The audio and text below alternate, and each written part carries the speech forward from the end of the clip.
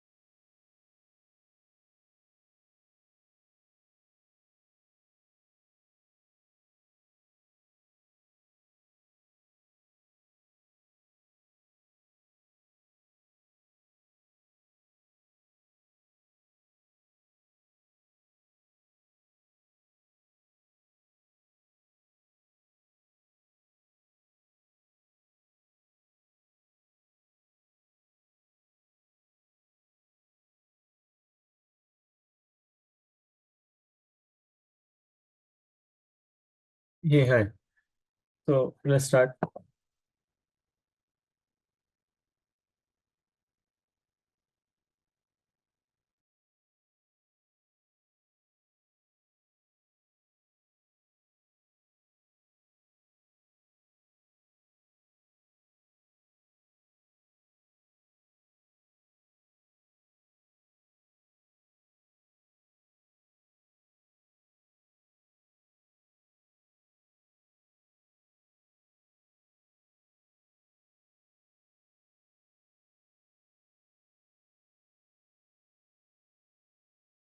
Okay. Today we will be starting with ensemble modeling technique.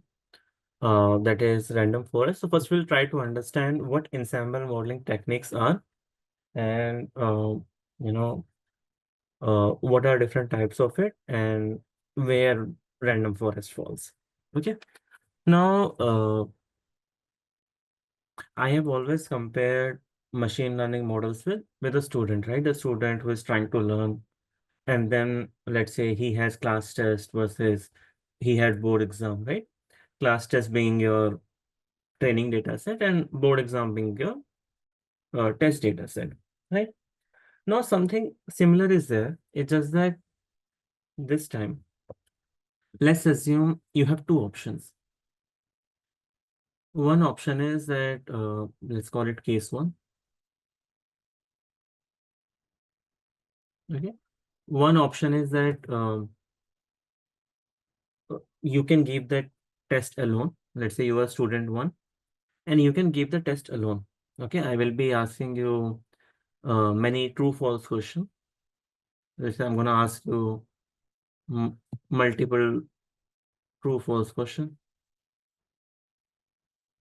and you're supposed to tell me that whether the answer is going to be yes or is it going to be no, like something like this. You need to answer. Right. So this is case one, and just imagine there is a case two.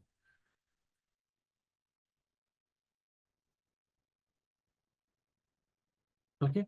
I said that instead of you answering that question alone, what you can do is maybe you can make a group of five, right? And then start answering those questions.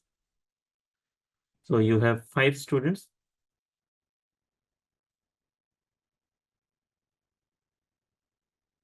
and you together are trying to solve each question.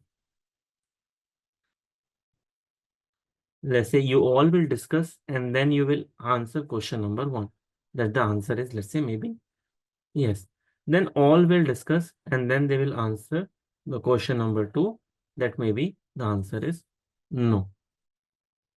Right? Something like this. So now everyone will discuss and they will answer question number 2. Okay. And together they will answer all the questions. Now, in which case you are expecting that you will get a higher accuracy, where you will be able to score more in the exam, in the first case or second? Second. Second case, right? Makes sense because 2 is better than 1, 3 is better than 2, 4 is better than 3, right? So the more the number of students that I will have, most probably higher my accuracy will be. Is it clear to everyone? Yes. Right? And what is each student represent here? In our case, Tree. a tree, This is or a- let's say a model, right? A machine learning model. So instead of, let's say, we using only one model to learn and give answers, what we are doing is we have multiple different models and they together are trying to solve the same question, right? That's what is called ensemble modeling technique. Okay, this kind of a modeling techniques where multiple models come together and try to answer the same question is called ensemble.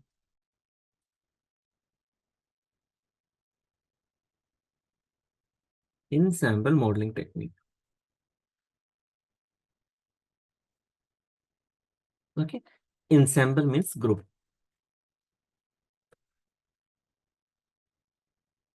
Ensemble is same as group.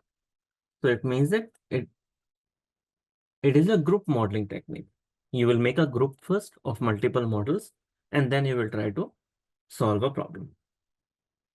Okay, so now hypothetically, let's say, now just imagine again as a student, you decided that you will make a group of 5 students and together you will try to solve the questions, right?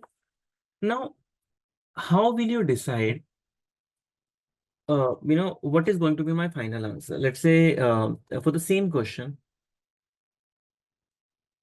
I have multiple students, student 1, student 2, student 3, student 4, student 5, and I ask question number 1. I asked question number 1 to all the students, right? I gave them that question. And student 1 said that I feel the answer of question 1 should be yes. Student 2 said maybe the answer of first question should be yes. Student 3 said it should be yes. Student 4 said I think it should be no. Student 5 said I think it should be no. So what should I do? Like in this case, it's not like that each question, each student or each model in our case is giving the same answer. Each model is saying a different answer to the same question. So it's more of a like one model is saying give loan to this particular person. Second model is saying, okay, give loan to this customer. Third model is saying give loan to this customer. But fourth and fifth model are saying that no, these are risky customers and we should not give loan to these customers. Right? What should I do in that case? Majority will, like if they have three majority and then we should like the answer should be in this case. Okay, so one way is that I can look for the majority, right? Whatever the most of the models are saying that I can take. What other thing we can do? Hypothesis. Not hypothesis testing, but okay. Just think not from a modeling perspective, again, from a group perspective, right? Whenever in your group you want to decide something, okay, how do you decide? One thing, as Akshay said, maybe I can go with the majority, right? Which is a very nice way of solving things, right? Whenever we have some disagreement, we go with the majority. What else we can do? Just imagine that, okay, now think from this perspective. If you will answer, these five students are there, they're together trying to solve question number one. Okay. If they will be correctly able to solve question number one, right, they all will get 1,000 rupees. Okay. So one way of solving it, as Akshay said, that I can go with the majority. What else they can do to maximize their chances?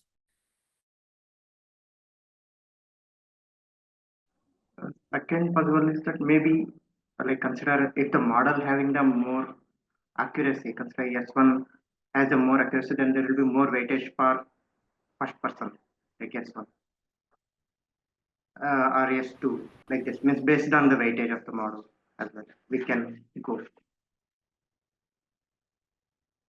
Right, right. Right. So I think so. What Akshay is saying is that whichsoever model will have the high accuracy, that can be given more weightage, right? More or less, let's say in real world, how it happens is that if there is a question that I'm trying to solve, okay, then I have five friends who are together trying to solve a question. Then what I will do is that anyone who will have more knowledge about that topic, right? Or anyone who has performed better in the past, right? That person will get more weightage in solving the question, right? Let's say, for example, if I have a friend circle of five, and I know that I am better in maths as compared to rest of my friends, then my say on math questions will be more as compared to theirs, right? Makes sense? If my general knowledge is good, the people will give more weightage to my answer as compared to someone else, right? So what are the two ways we have discussed? What are the two different ways in which we can answer the questions in the group?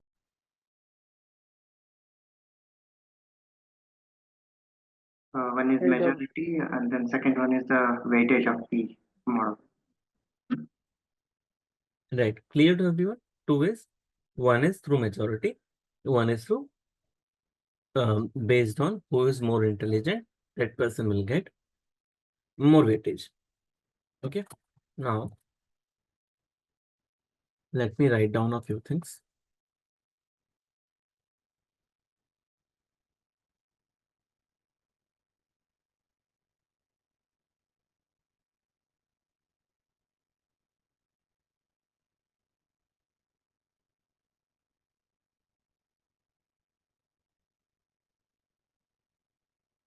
Let me first write down what is the definition of ensemble modeling. The ensemble modeling definition is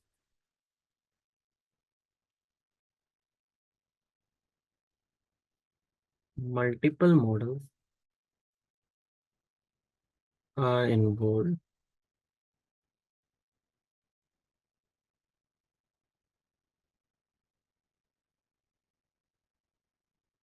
to predict the same target value.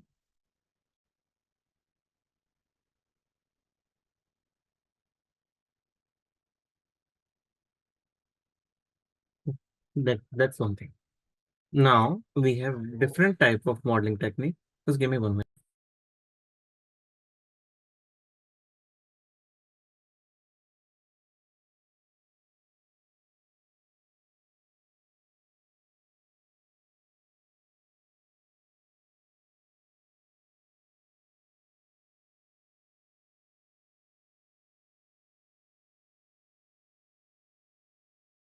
Now we have different type of uh, ensemble modeling techniques.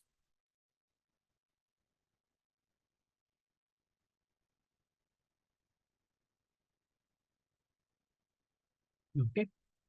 One is bagging.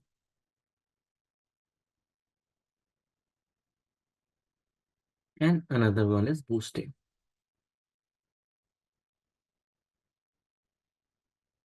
Okay. So one is bagging, one is boosting. In bagging, I will discuss what each of these means. But in bagging, we will be covering random forest,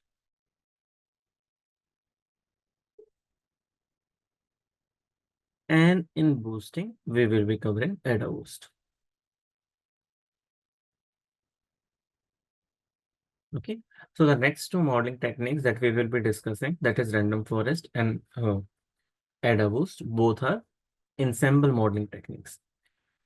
Ensemble modeling techniques is nothing else group modeling techniques. There are two main types of it.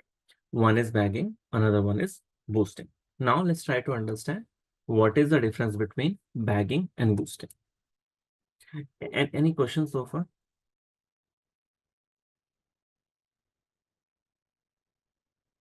Nothing? So combine multiple models means like, combining linear regression, then logistic, those kind of you're telling? No. Like obviously in linear regression, your target variable will be continuous. In Yes, logistic yes. regression, your target variable is categorical. So obviously you cannot combine those two. Okay. To make sure that we have combining similar kind of models, right? We use, I will discuss it actually. I'll Okay, discuss. okay. Okay. We take same kind of models and then we will be combining it. I'll show you later. So let's say bagging, where we will be discussing random forest. What does bagging means? How does bagging works? In bagging, if I have multiple models, let's say model 1, model 2, model 3, model 4, and model 5. In bagging, if I have multiple models, and let's assume that these models have different accuracy. My first model has maybe 70% accuracy. My second model is maybe 68% accurate. My third model may be 85% accurate. Fourth model may be 55% accurate. And fifth model may be 98% accurate, like very accurate. Okay. So I asked these models the same question, right? Whether I should be giving loan to, let's say, Puneet or not. Same question I'm going to ask, right? So for that same question, I will be noting down what is the answer given to me by each model. So I asked model 1, should I be giving Puneet loan or not? Model 1 said, yes, I should be giving. Then I asked model 2, should I be giving loan to Puneet or not? It said, yes, I should give loan. Then I asked third model, should I be giving loan to Puneet or not? The answer is yes. Similarly for fourth, the answer is yes. But the fifth model said that I should not give loan to Puneet. Okay. Now, logically, what do you think I should do?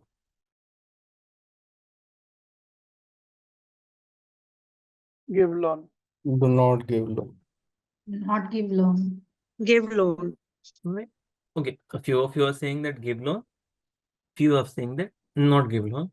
To be very frank, if I was you, I would also not give loan to Puneet. The reason being is that this model is 98% accurate. It means that hardly it makes any mistake. 2% is like very small error. Okay, 98% of the time it tells you the right thing. So ideally, I would have also gone with not giving loan to Puneet.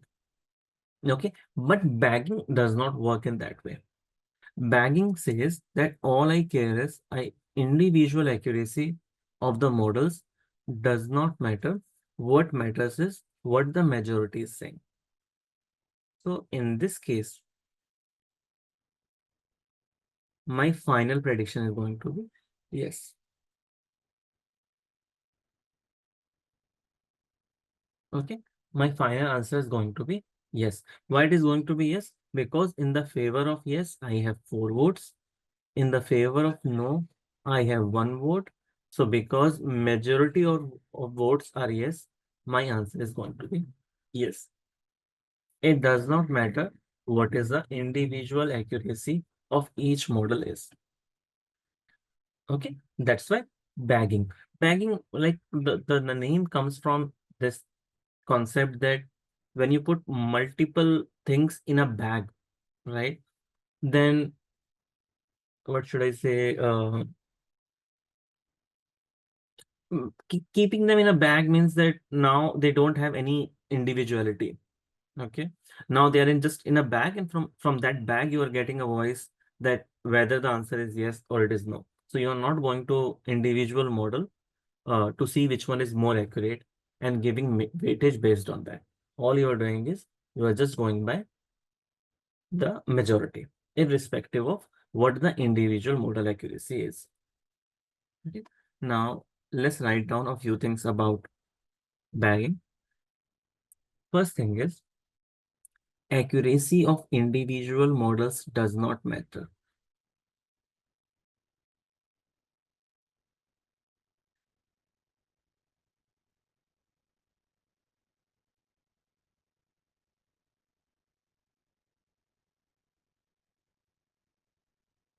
That's one thing. Second thing is, final prediction is based on majority of votes.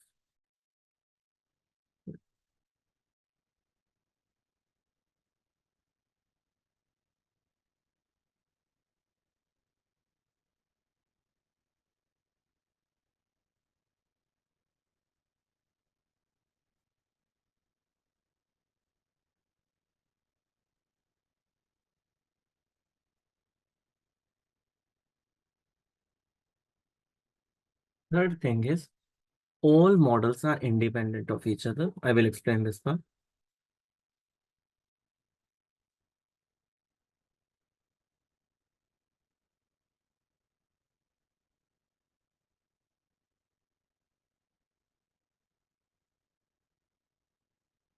And finally, the fourth thing is, all models have equal zero.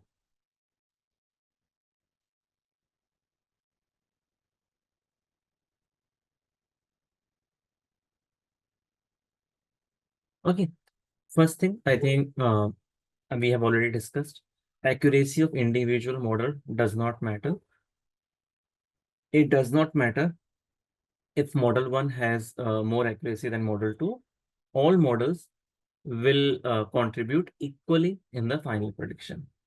Second thing is, final prediction is based on majority of votes. If my majority of the votes are yes, then the answer is yes. If my majority of votes are no, the final answer is going to be no. Third thing is, all models are independent of each other. What is the meaning of that?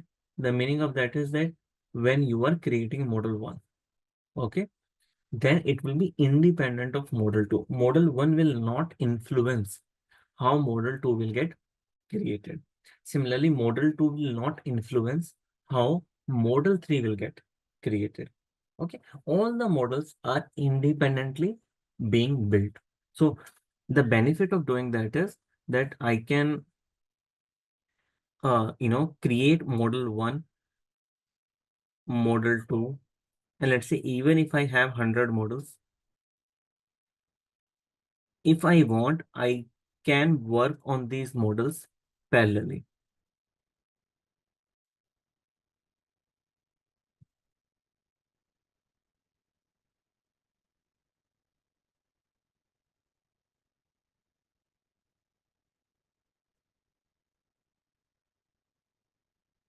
Okay, they can be created parallelly. The reason being is that one model is not dependent on the other. All models are getting created independently. So model 1 does not know that model 2 or model 3 is also getting created.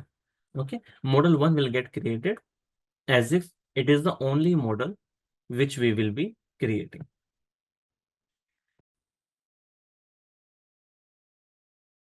Puneet, I have a doubt. Like, consider we have the same data, but how can the random forest is creating multiple models. Yeah, I will explain that part. Good question, Akshay, right? I will explain that part. Nice. Okay, any other question, Anu?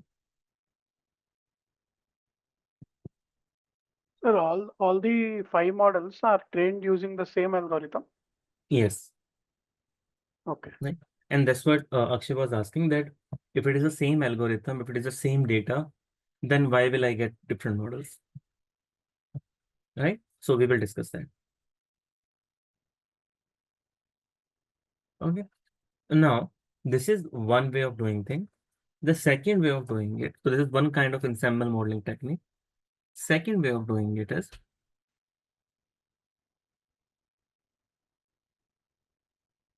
boosting. As I said, in this boosting, we will be covering AdaBoost. Okay, so we will discuss the concept right now.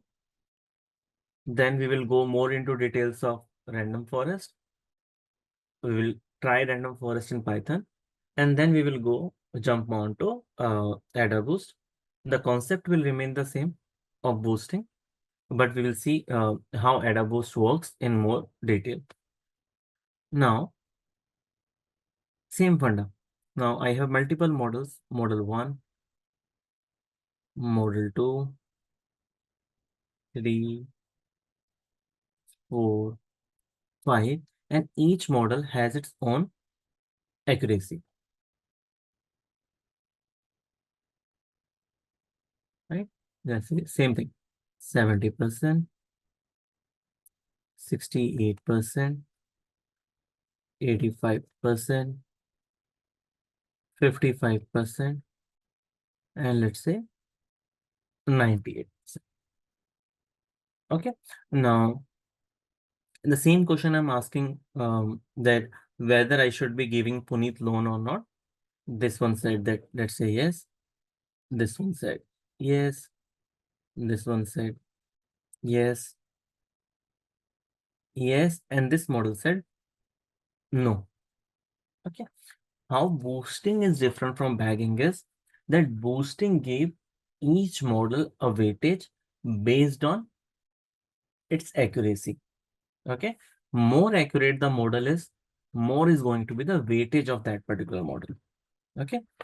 For example, Here, what is mean by weightage? weightage means that let's say like in India, whenever we are casting vote, so when you will be casting vote versus when I will be casting vote, both our votes will get counted as one, right? Your vote will also have a weightage of one. My vote will also have a weightage of one. Okay. Now just imagine a different scenario where I am giving more weightage based on, let's say, education of someone. Okay.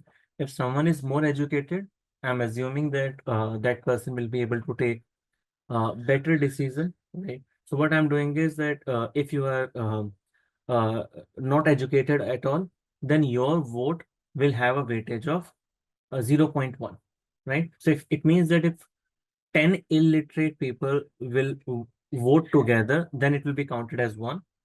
On the other hand, if a literate guy casts his vote, that will be counted as directly one, right? And someone, let's say if he is like or she is PhD holder, then maybe his vote or her vote will have a weightage of 5. So it means that his or her vote will be counted 5 times. That's what I mean by weightage here. Is it clear?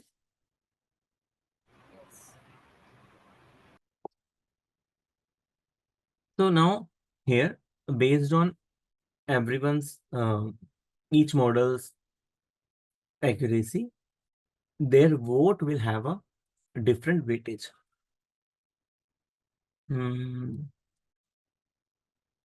Let's say here I have a weightage of 0.2.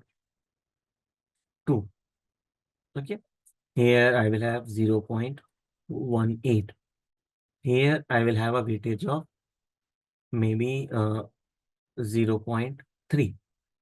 Here maybe because the model is very bad, the accuracy will be the weightage will be 0.02. Here, because the model is very accurate, maybe the weightage is 0.95.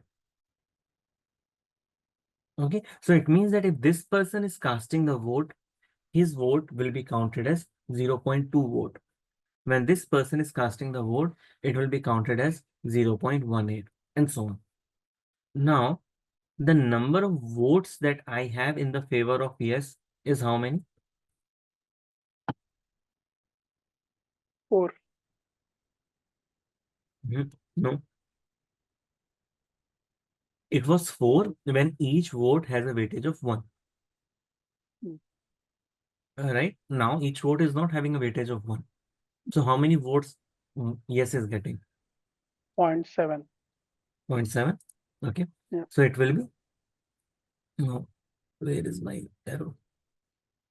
Yeah. So, it will be 0.2 plus 0.18 plus 0.3, right? So, it will be 3, 4, 5, 6, 7, right? So, I have in the favor of yes, I have 0.7 votes.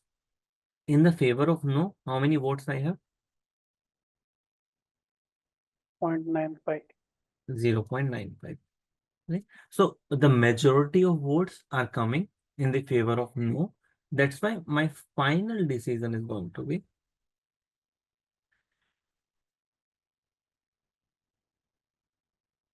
my final prediction is going to be no. Any doubt?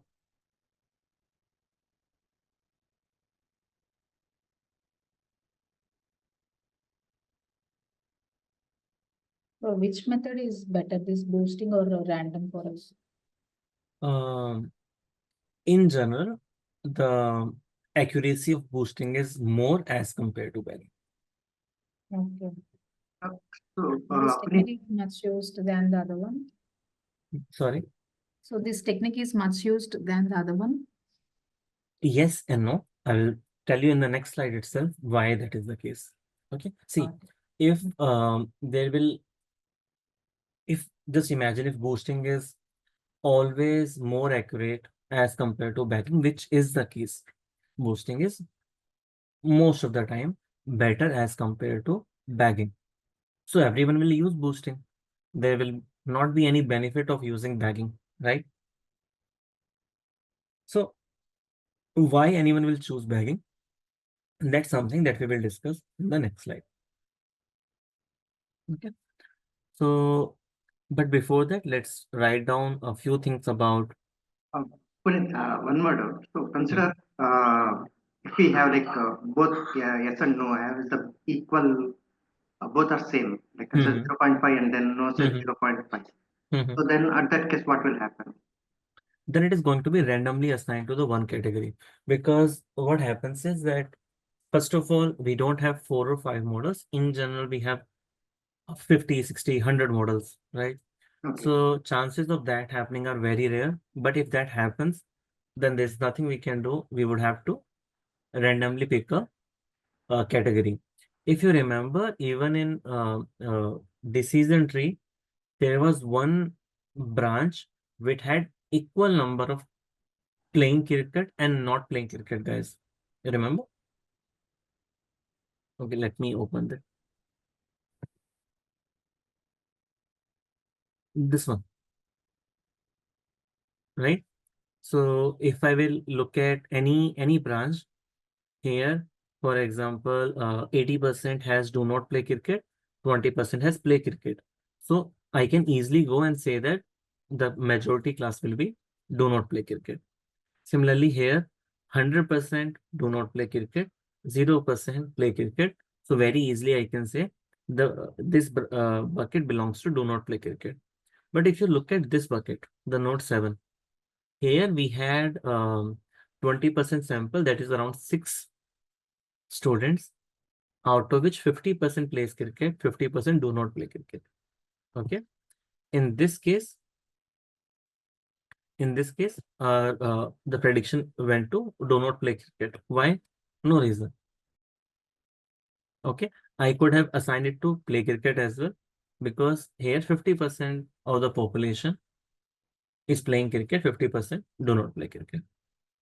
right? The same thing. So these kind of things happen rarely when you have a lot of data and when you have multiple models. But yes, if it will happen, then it's going to be a tie and it will be randomly assigned. Okay. So Stevie, to answer your question, Stevie has this question that how many models in general should be created? Okay. As I said, 2 is better than 1, 3 is better than 2, 5 is better than 4, right? So more the number of models in general, better it is. Okay. But what will be the problem with creating a lot of models? Overfitting. Not exactly From the- overfitting, because more the number of models, more generalized the answer is. Okay. So actually, ensemble modeling solves the problem of overfitting. What can be the problem? It creates some noise. That can be there, but because noise makes much more sense, let's say, when we are dealing with humans, but in general with machines, that kind of things happen rarely. But yeah, good thought. What else? Need more computing power. Yes, very nice, right? In general, we are limited by the computing power. I want to create 1 lakh models, but doing that will take 3 months, right? We don't have 3 months. But if I had if I had a way of doing creating 1 lakh models in 5 minutes, I would always create 1 lakh models instead of creating 5 models. Okay, so in general, right? In general, more the number of models, more is going to be the accuracy. Okay, but it is limited by the computation power. More time it will also take. Any other question? Anyone?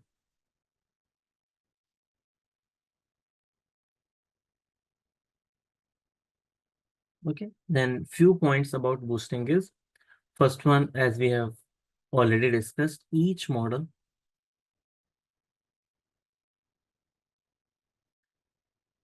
has a weighted say.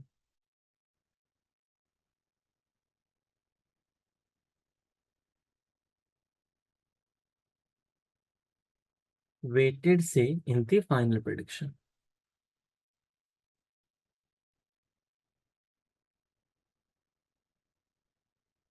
Okay. Second thing is,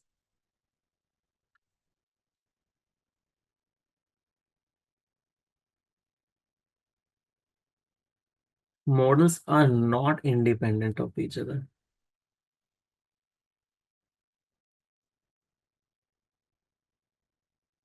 What is the meaning of that?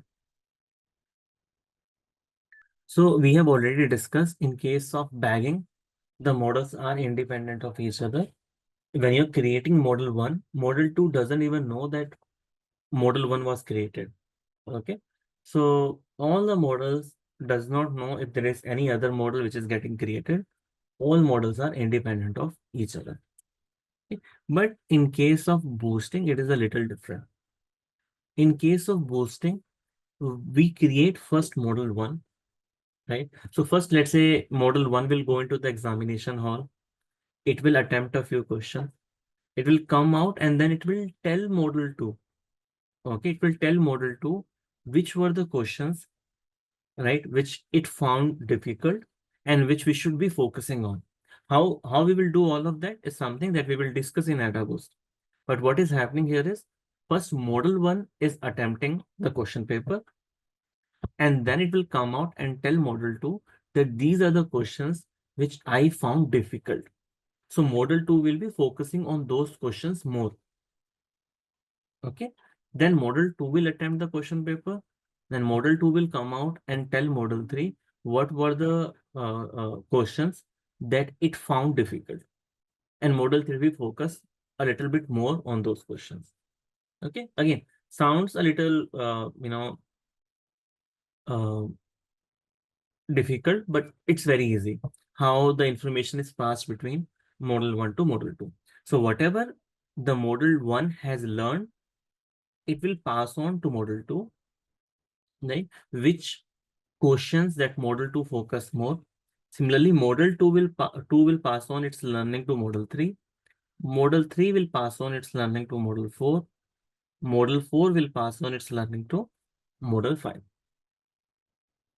Okay, so in case of boosting,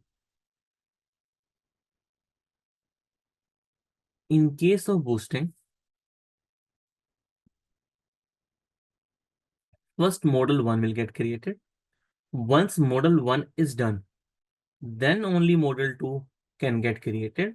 Once model 2 is done, only then I can create model 3. Once model 3 is done, only then I can create model 4 and model 5. Okay, so all the models are getting created in series. I cannot create model 3 before model 2 and model 1. I cannot create model 4 before model 3. So each model will wait for the previous model to get completed before it will start learning. Okay. So now let me show you what are the advantage and disadvantage of bagging and boosting. Now, Like how we know like how many models to take?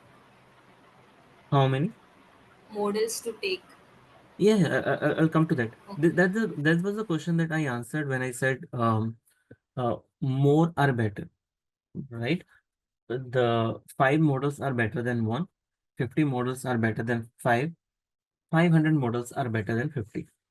Okay, similarly, 1 lakh models are better than 500 models.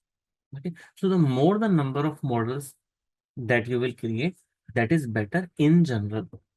Okay, but what do is we try out different number of models and see where we are getting the maximum accuracy. If I'm getting more accuracy, so it's a hit and trial method.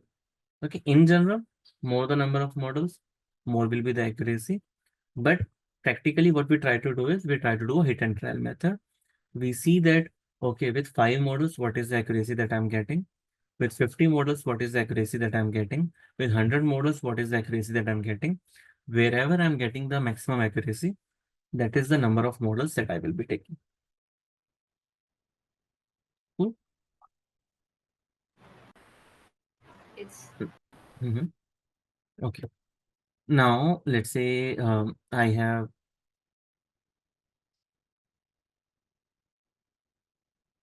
have boosting.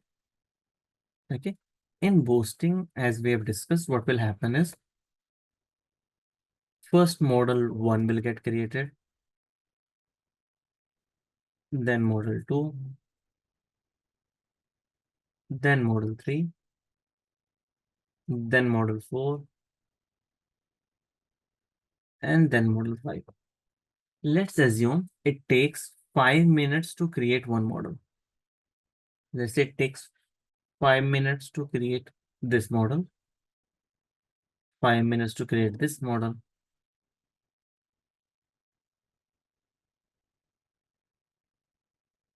So how much time a boosting will take? 25 minutes. 25 minutes. Right? Boosting will take 25 minutes. On the other hand, in case of bagging,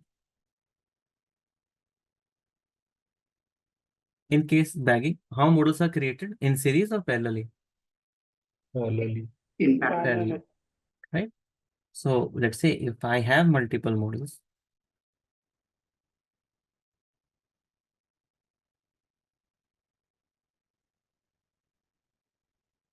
and this one is taking 5 minutes. This one is also taking 5 minutes.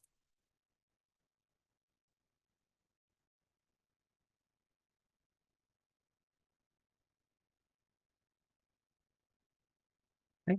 What is the total time? 5 minutes. Okay. Total time is going to be 5 minutes. So can you see one advantage of using bagging over boosting? right? Source. Yeah, right. So bagging in general is much faster as compared to boosting.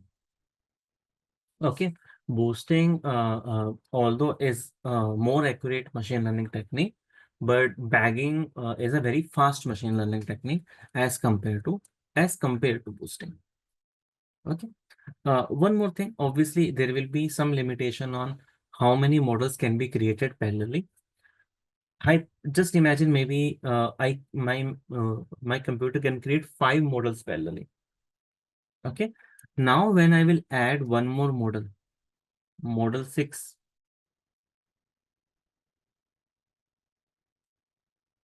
all right, which is also taking 5 minutes, then what is going to be my total time? 10 minutes. 5 minutes. 10 minutes, 5 minutes. right? Why? Because my 6th model can only start, I can only create my 6th model when the memory will get freed, right? And when the memory will get freed, when one of the model will get completed. So now this time it is going to take 10 minutes. Clear? Right? So it is not like that. Can you explain? Right. So what I'm saying is it's more or like this. If I can write from both of my hands, right? Then if I need to write 2 books, maybe it takes me you know uh 1 hour to write, let's say no, 1 page. If I can write from both the hands, then for writing 2 pages, I will be needing 1 hour only, right? If I, yes, right? So if I take 1 hour to write 1 page, if I have 2 hands and I can write from both the hands perfectly, then it will take me 1 hour to write 2 pages because I will parallelly write on both. But if someone will ask me to write 3 pages, then will I still take 1 hour? The answer is no, right? How many hours I will take? 1.5. 2 hours, not 1.5. Using one hand. Okay, Okay. you got my point. This is one hand. This is your second hand. With this hand, you can write 1 page in 1 hour. With this hand also, you can write 1 page in 1 hour. If someone will ask you to write 2 pages, how much time it will take? 1 hour. 1 hour. 1 hour, right? If someone will ask you to write 3 page, how much? 2 hours it will take, right? Because first you will complete writing these 2, then you will go to the third one. What if someone will ask me to write 4 pages? 2 hours. 2 hours. Till 2 hours, right? So this is what I was saying, that it's not, when I say that these models can be worked upon parallelly, it doesn't mean that I have infinite capacity to work on model parallelly. Okay, there is a limitation also. How many models your machine can create parallelly. Okay, obviously, if it is a very if the memory is very high, if the computation power is very high, maybe then I can create a lot of models parallelly. If my computation power is low, then I will be able to create less number of models parallelly. Point being is, it's not like that if I will keep on adding the models, it will still take 5 minutes. The time might increase if you are not being able to do any more parallel computation. Is it clear?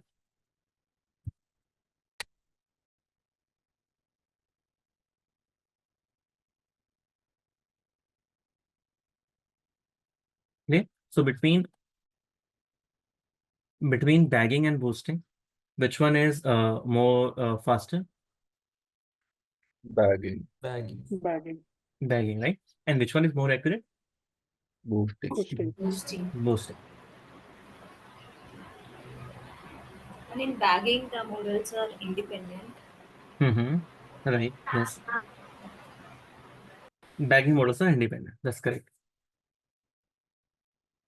Okay. So when it comes to accuracy, in general, boosting accuracy is more as compared to bagging accuracy. This statement is true for same number of models.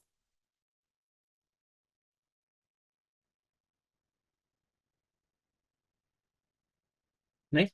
Because as I was telling you, as you take more number of models, the accuracy increases. Right? So if hypothetically, if in bagging, in boosting, I'm using 10 model, and here I'm also using 10 model. Here I'm also using 10 models. Right? So boosting accuracy will be more as compared to bagging. But if I will use 10 model here, and if I will use maybe 500 models here, right? Then I cannot say the boosting will be better as compared to bagging. Maybe in that case, bagging will be more as compared to boosting. Okay. So for the same number of models, right, more or less, boosting gives you better accuracy as compared to bagging. Cool. Second point that we have is runtime. Runtime for boosting, is it more or less than the runtime of bagging? Which one is more? Boosting. Right? So runtime of boosting is more as compared to runtime of bagging. So I have one thing which is working in the favor of boosting. I have one thing which is against boosting, which is working in the favor of bagging. Okay, so that's why sometimes bagging gives you a better accuracy, sometimes boosting gives you a better accuracy, because in bagging, I can maybe create these 500 models in 5 minutes, and these 10 models maybe in 10 minutes, right? In that case, bagging will give you more accuracy and in lesser time, right? But if I can create only 10-15 models, boosting will give you a better accuracy as compared to bagging. Okay. But in general, remember just these 2 points. Need not to go into a lot of detail. Just these 2 points. In general, accuracy of boosting is more as compared to bagging. In general, runtime of boosting is more as compared to runtime of bagging.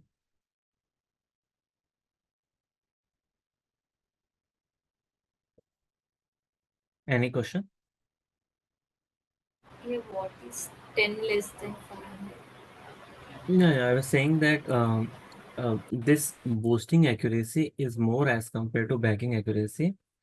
That statement is only true when I'm talking about similar number of models.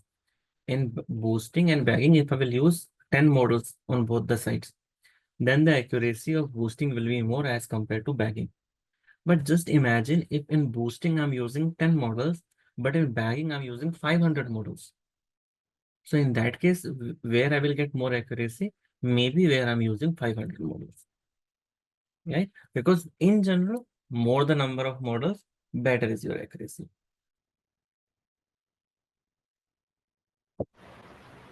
Clear? Yeah, if 500 for the boosting and 10 for the bagging, then boosting is better. If If you 500 for reverse bagging, yeah, bagging will be better. 500 for the boosting, 10 for the bagging. If 500, yeah, even like, We yes, reverse if the number. yes, then boosting will be better, because boosting, even with the same number of models, boosting is anyway better. Okay. So with more number of models, it will definitely be better.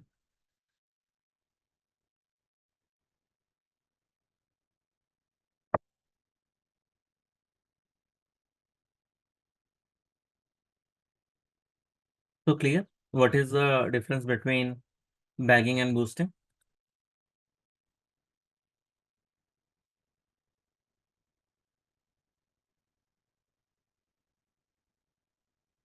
Okay.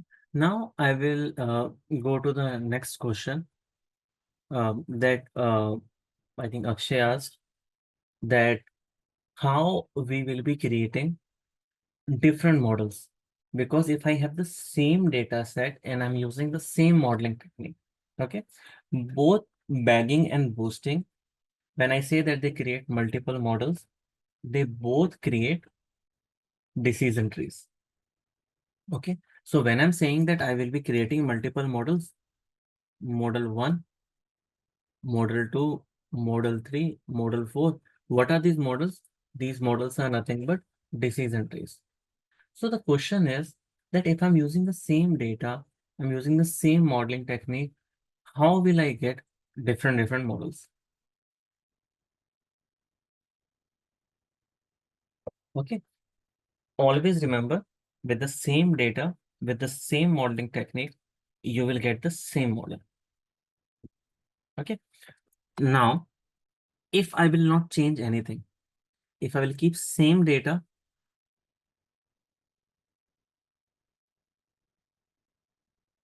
and I keep the same technique,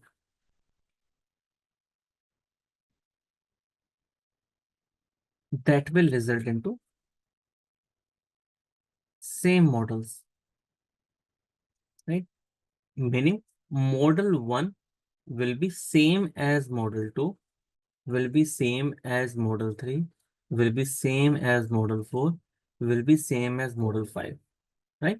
Now, what will happen is, if every model is same, then whether I'm asking model 1 a question, model 2 a question, model 3 a question, or model 5 a question, it does not matter. They all will answer the same thing. Let's say I asked model 1, should I be giving loan to Puneet or not? It said no, no, no, no, no. Then I asked my models, should I be, let's say this is for Puneet.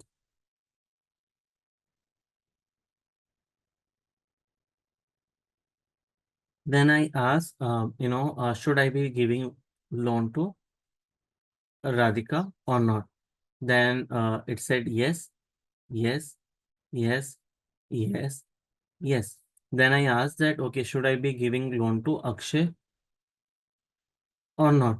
It said yes, yes, yes. So can you see the problem? The problem is that not although I have multiple models, but these models will always answer the same thing for a same person, because these models are same. This is equivalent to asking model 1 the same question again and again. Yeah, it is no use of It other is of no program. use. Yeah, very nice, Surya. Right? It is of no use. You are asking the same model, the same thing again and again. Even if you ask him 100 times, the answer will not change. So this is useless, right? This is useless because of this statement. Same data, same technique will lead to same models. Okay, so it means that I need to change one thing out of it. Either I need to change this same data part, or I need to change the same technique part. I need to change at least one of these two. Okay.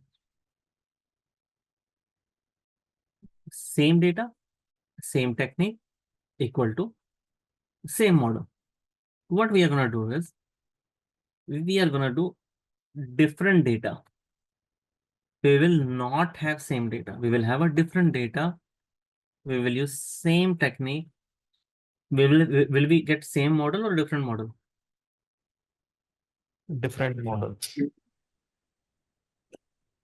Right? Different model. If I will use different data, but same modeling technique, that is decision tree, I will get different model, not same model. So I need to change data. Now, how will we change data? Let's try to understand. In general, when we do machine learning, if I have multiple data points, let's say data point 1, data point 2, data point 3, 4, and let's say I have multiple data points, maybe 1,000 data points. Okay, let's not do it that way. Let's write them down. Data point 5, 6, 7, 8, 9, right? What do we do when we have multiple data points, that is multiple rows? What is the first step that we do in machine learning? We divide them into Test and train. test and Train train. and test. Right? Now, assuming 20% is my test, 80% is my train. Okay. 2 rows approximately will get assigned to test and 8 rows will get assigned to train. Which 8 rows will get assigned to train? Do we know? Randomly. Randomly, right? So I will randomly assign, in this case, 7 rows to train and 2 rows to test. So randomly, let's say maybe this row I will assign to test. This row I will assign to test. No logic is there. Random. And for train, what I will do? For train, I will be, whatever is remaining will go into train.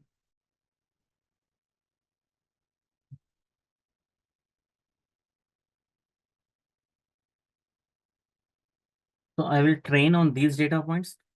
On these data points, the training will happen, right? On these data points, the training will happen.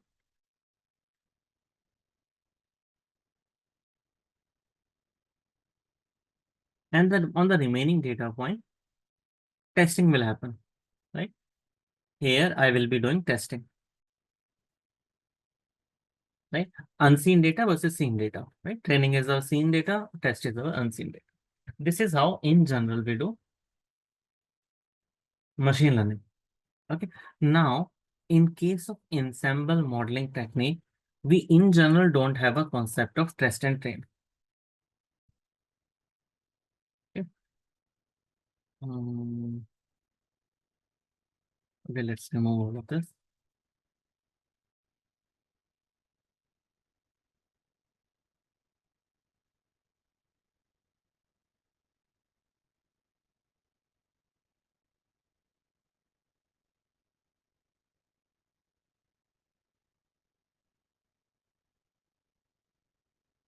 Model 2. If I have multiple models,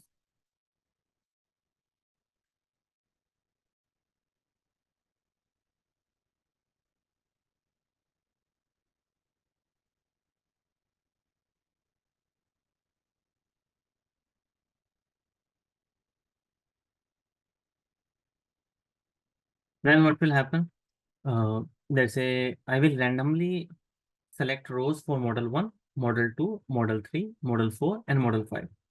Maybe I'll select these rows for model, and few I will not select. Similarly, for model 2, I will again randomly select some 7 rows. There can be an overlap.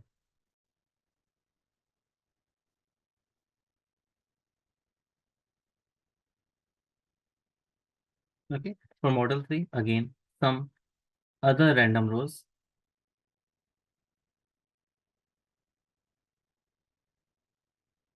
For model 4, again, some random rows.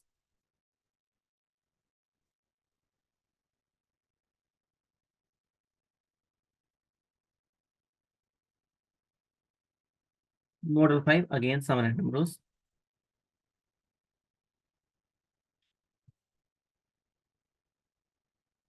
Will get selected. Okay, so everywhere some rows are missing, right? There can be overlap, there might not be an overlap. That does not matter.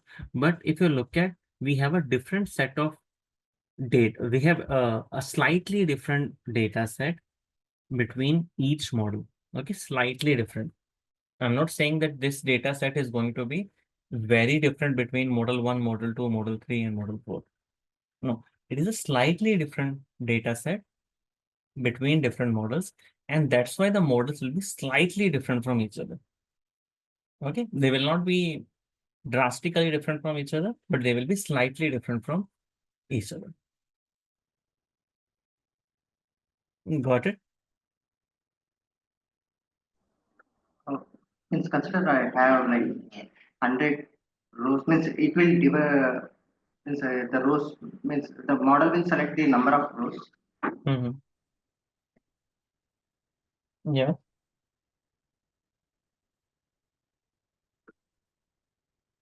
Okay. Yeah. So if I have 100 rows, then the model will randomly select 80 rows every time. Okay. Will create model 1. Then again, it will randomly select 80 rows, create model 2. Again, it will randomly select model 3, 80 rows, create model 3. Randomly select model 80 rows, create model 4, and so on. Okay. So in general, in machine learning, I have a data set.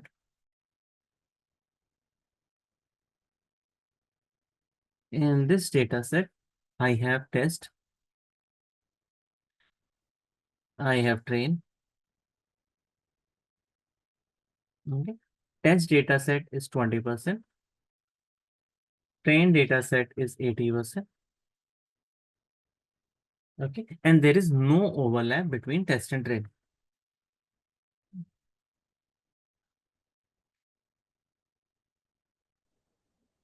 But Puneet, then how can we calculate the accuracy in the random forest? We take an average of all the models accuracy. Again, we'll come to that, Okay. all of this. Okay. There is no overlap between test and train.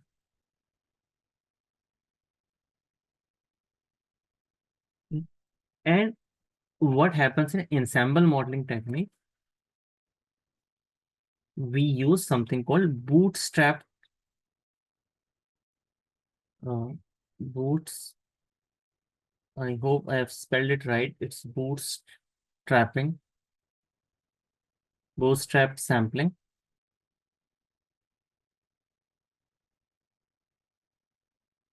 Okay, bootstrap sampling, the name is very fancy. Okay, sometimes they ask in an interview as well, what is bootstrap sampling? Okay, the name is very fancy, but what it does is very simple. It is a sampling with replacement.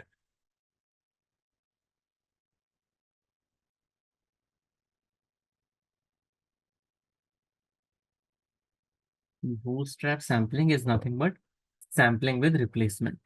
What is the meaning of that? Let's say if I have multiple data points,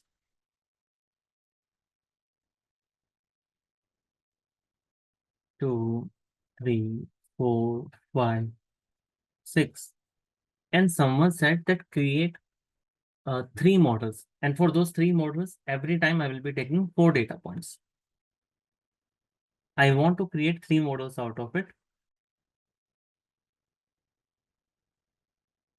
because I want to create 3 different models, right? I will be doing sampling 3 times, and I want each model to be trained on 4 data points.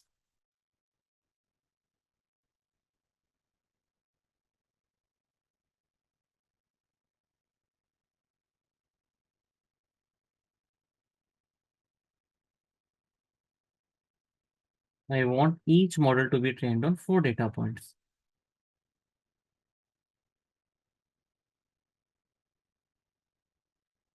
So how it will happen?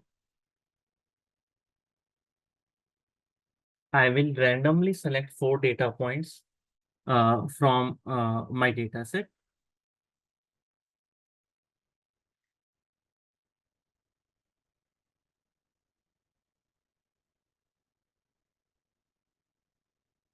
Like 0, 2, 4, 6 randomly I've selected. Then again next maybe 0, 3, and then again randomly I've selected 1, 2, right? So every time I'm randomly selecting a data points, and you will see that in each sample, this is sample 1 for model 1. For each sample, there will be some repetition. This, for example, 0 and 4 are present in sample 1 as well, sample 2 also. Similarly, this 6 is present in sample 1 as well, sample 3 as well. And this, 5 is present here as well, here as well.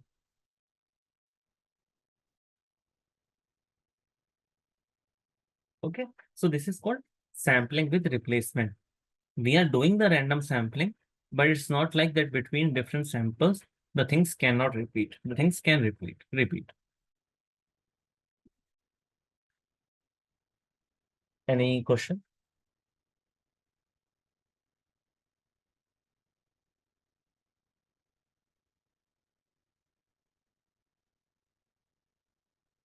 So one question, like, by doing this, are we not creating any kind of bias, because these models are, these models will be tested one after the other, right, in sequence? Tested, no, in bagging especially, we are creating these models independently. Okay. No, I'm telling you, are we talking about boosting or bagging? No, we are talking about in general how, let's say, for example, ensemble modeling technique works. This particular one I'm talking about bagging. Okay. This particular slide that we are on, this is for bagging, these two. Okay, let me write it down on top as well. Here, let me write it down on top that whatever we have discussed, this is related to bagging.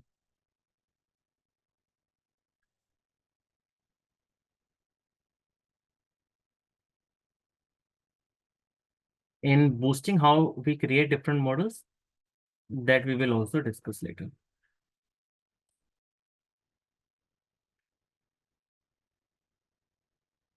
This discussion is related to bagging.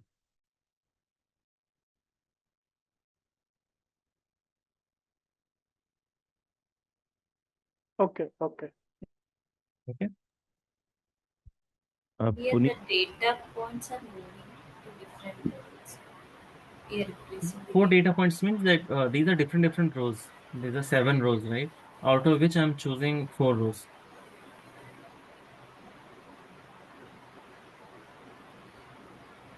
what do we mean here by no overlap between test and train? Yeah, so when we do in general machine learning, when we divide the data into test and train, so the rows which are present in test, like here, the rows which are present in test, are they also present in train or No. vice versa? No. So that's what I was saying, that between test and train there is no overlap. Okay.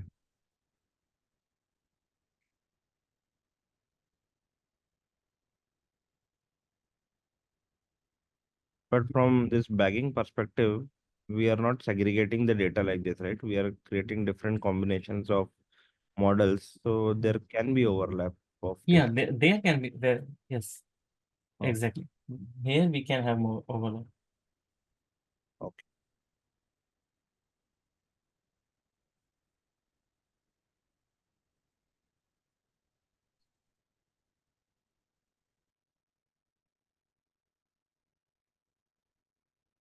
This is for bagging, right, Puneet? For boosting, we will have overlap. Yes, in boosting, we will discuss separately what will happen. This is related to bagging. And the technique that we have used to create multiple samples, that is called bootstrap sampling. Bootstrap sampling is different from boosting.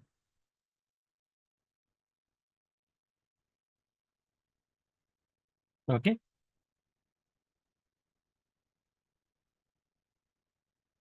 Not clear? Like any doubt? Clear, Puneet.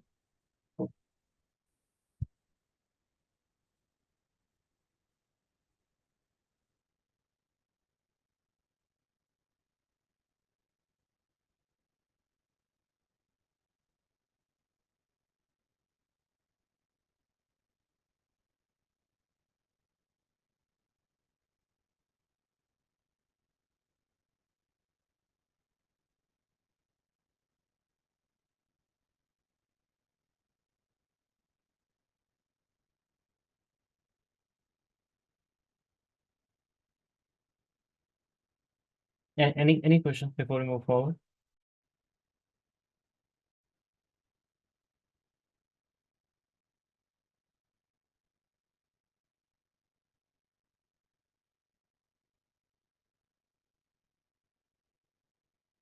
Oh, cool. Then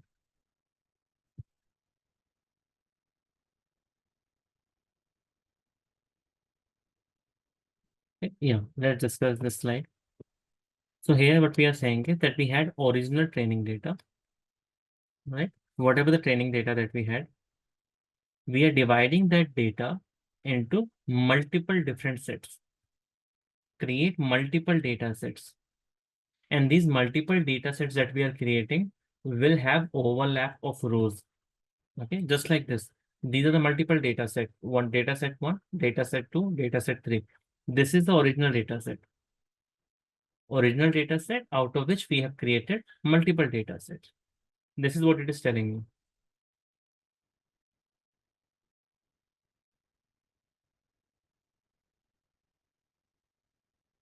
Okay. Now, on each data set, you will be creating a model. And then you will combine all those models together to create the final output.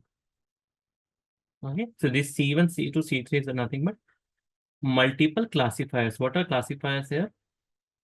Different decision trees. Okay. And then we combine them together to create the final output. Just like this one. We had actual data set.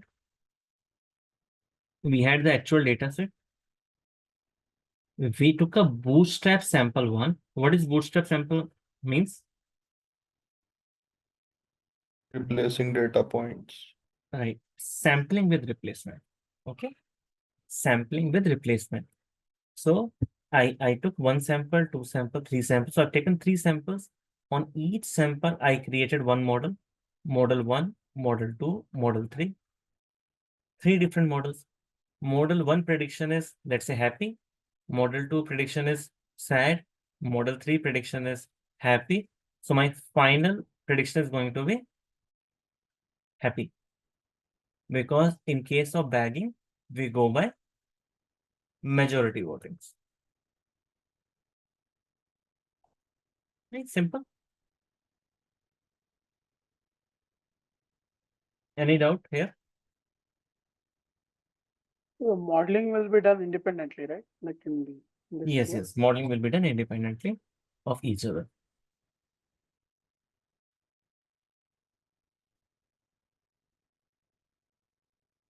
If no question, this is what it is about random forest. We'll try to implement it in Python. See, these models that we are creating, model one, model two, model three are nothing but decision trees. So decision tree we have already discussed. So whatever was true for decision tree will also be true for random forest. Okay, I have a question. Uh, Mhm. in bagging and boosting, our target variable is categorical. What if Right. the target variable is continuous? So let me ask you this question: that can we do regression using decision trees? Any No. guess? Okay. Right? No. The answer is actually yes, we can do regression using decision trees as well. Okay. Let me actually discuss this topic a little bit because someone asked me this question last time as well, that whether we can do regression using decision trees or not. And I said that yes, we can do theoretically, but in general, we don't prefer to do that. Okay. I will tell you the reason behind it now. How regression works is, in general, in um, decision trees. Let's say everyone remember that data set we were trying to predict whether someone will play cricket or not play cricket. Yeah. Yeah. What are the different variables we had over there? Gender, class, and And age, I think. No. Height, I height, height. I think Height. height Yeah. was there, right? Um, just for simplicity's sake, now instead of having height, let's say I want to predict height, okay, based on gender, based on class of someone, and maybe let's include one more variable. Let's say it is the international school, so we have a race as well. Whether you are white, that is Caucasian, black, or Asian, right? Now I want to predict height of someone. Okay, so how will I do it? I will first check which variable will help me predict the height the best. Okay, now there is a separate method for that, just like Gini value. Imagine gender is the first variable, which can help you predicting the height best. So what I will do is, if I have 30 students, right? On an average, if nothing is given to you, what is going to be your prediction? If nothing is given, then what is our prediction in general? The average height. The average height, right? So maybe what we will do is that when nothing is given to us, we will start with the average height. Maybe let's say 5 feet. Okay. So that will be my root node. From this root node, I will divide them into gender, that is your male and female.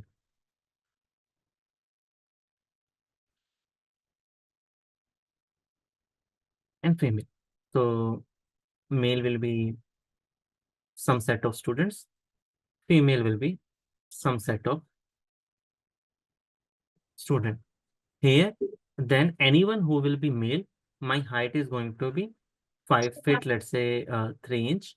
Anyone who is female, my height is going to be, let's say 4 feet 9 inch. Okay. Hello, sir. Sorry.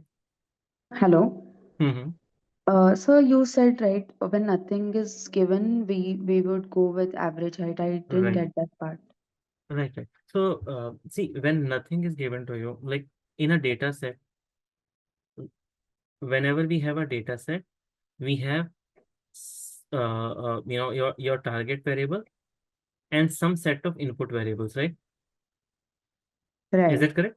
V1, V2, V3, and let's say this is what my Yes. target is, Y. Okay. When we say nothing is given, the target will at least be always be given. Okay. So here, if Y is given, but V1, V2, nothing exists. There is nothing over here. All Okay. you have is just 30 students and their height. Now there is a new student who is coming to your class tomorrow. You don't know that whether he is male or female, of which race he is, which Okay. class he is. If you would have to predict his height, what you will do? The average height of the students that are present in the class, Right. right? That is going to be my prediction. So when nothing is given, then average becomes our prediction, because that is the best possible guess. Otherwise, what will I say? 4 feet, 6 feet? How do I know? Right. Right? So when nothing is given, average is my height, my Okay. prediction. Okay. Yeah. Okay. So with male, if gender is given, then male. For this, female this. Then what I will check is class. Maybe here I will check class, whether the student belongs to class 9 or he belongs to class 10.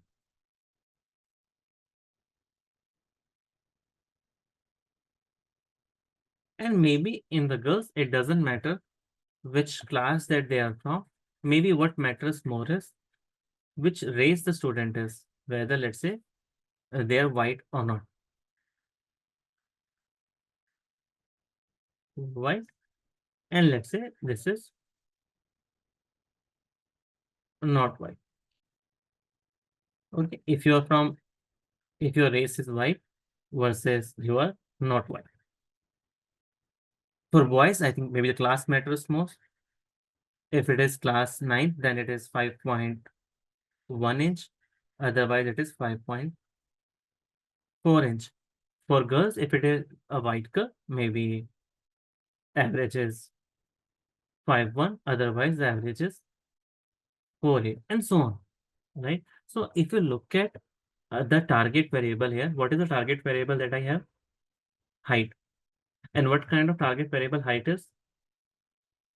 Continuous. Continuous, right? So what I'm doing over here is nothing but regression, right? But this is not a very nice way of doing regression, because what you are doing is eventually how many distinct values are possible. Let's say here, let's say the total number of distinct values that are possible is, if let's say I will stop growing the tree here, then these are my leaf nodes. These are my leaf nodes. So my prediction can either be 5.1, 5.4, 5.1, or 4.8. Maximum 3 distinct values that can be there in my output. But just imagine when you do linear regression, how many distinct values are possible? Infinite. A lot many, right? So what happens in decision trees is that it can do regression, but it is not preferred to do regression using this. Okay, same is the case with, because ensemble modeling, that is bagging and boosting, are their backend model is nothing but decision trees. So can we do regression using bagging and boosting? The answer is yes, right? But will that be a very accurate model? I highly doubt that. Okay, because decision trees work in this way. Even like I will grow a very big decision tree, I can have max to max 25, 50, 100 distinct values, not more than that.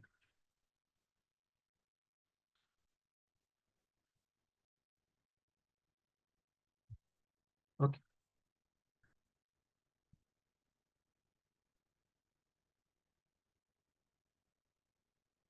Cool.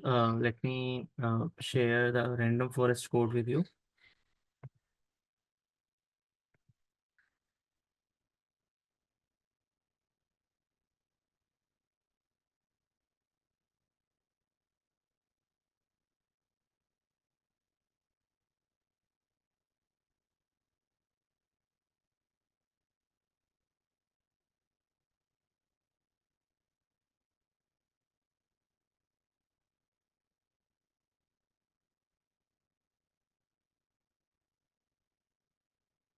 Okay, I'll share it over chat as well.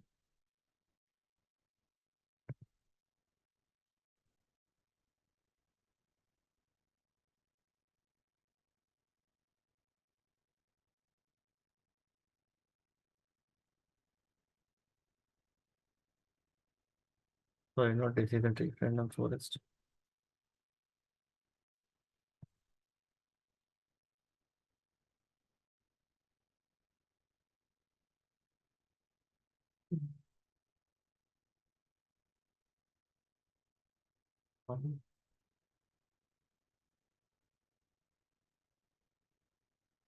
Yeah, share the dataset and code with you. Can you please upload the code just like last time?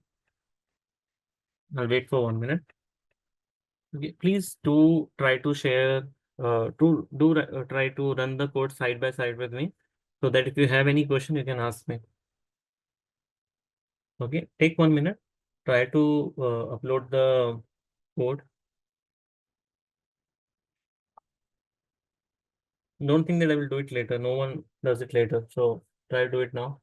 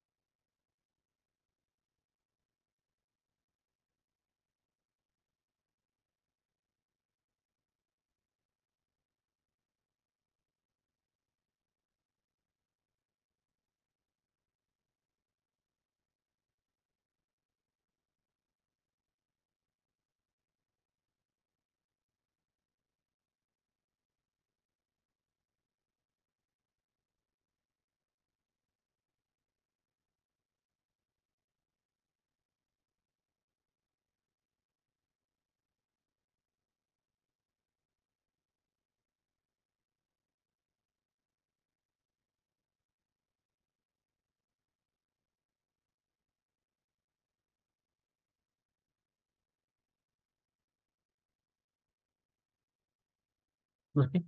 So I hope you guys have uploaded. I will share my screen.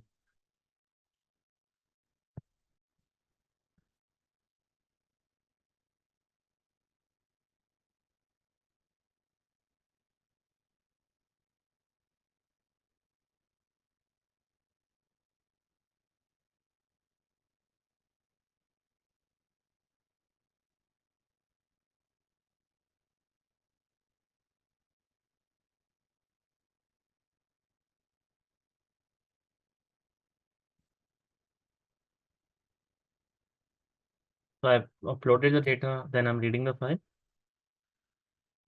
Again, standard, libraries.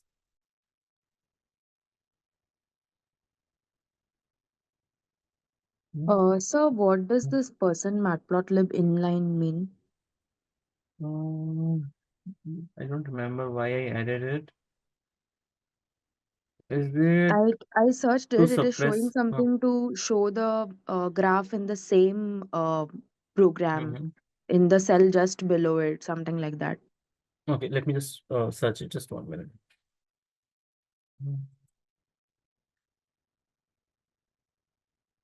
Mhm. Yeah, Puneet, what is this grid search CV? Grid search CV I'll show you later on this.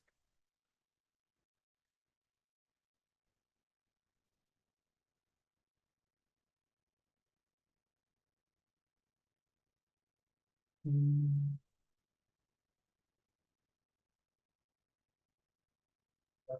Yeah, one thing I wanted to ask, why you are using import matplotlib as matplotlib itself? There is no need, right? Sorry, this one? Yeah. Yeah, there's no, yeah, exactly. It's the same name.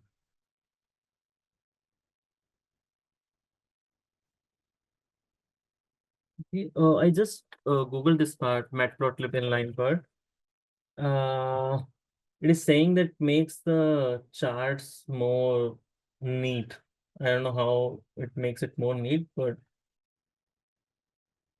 okay. Okay. Mm, okay, cool. Let's see.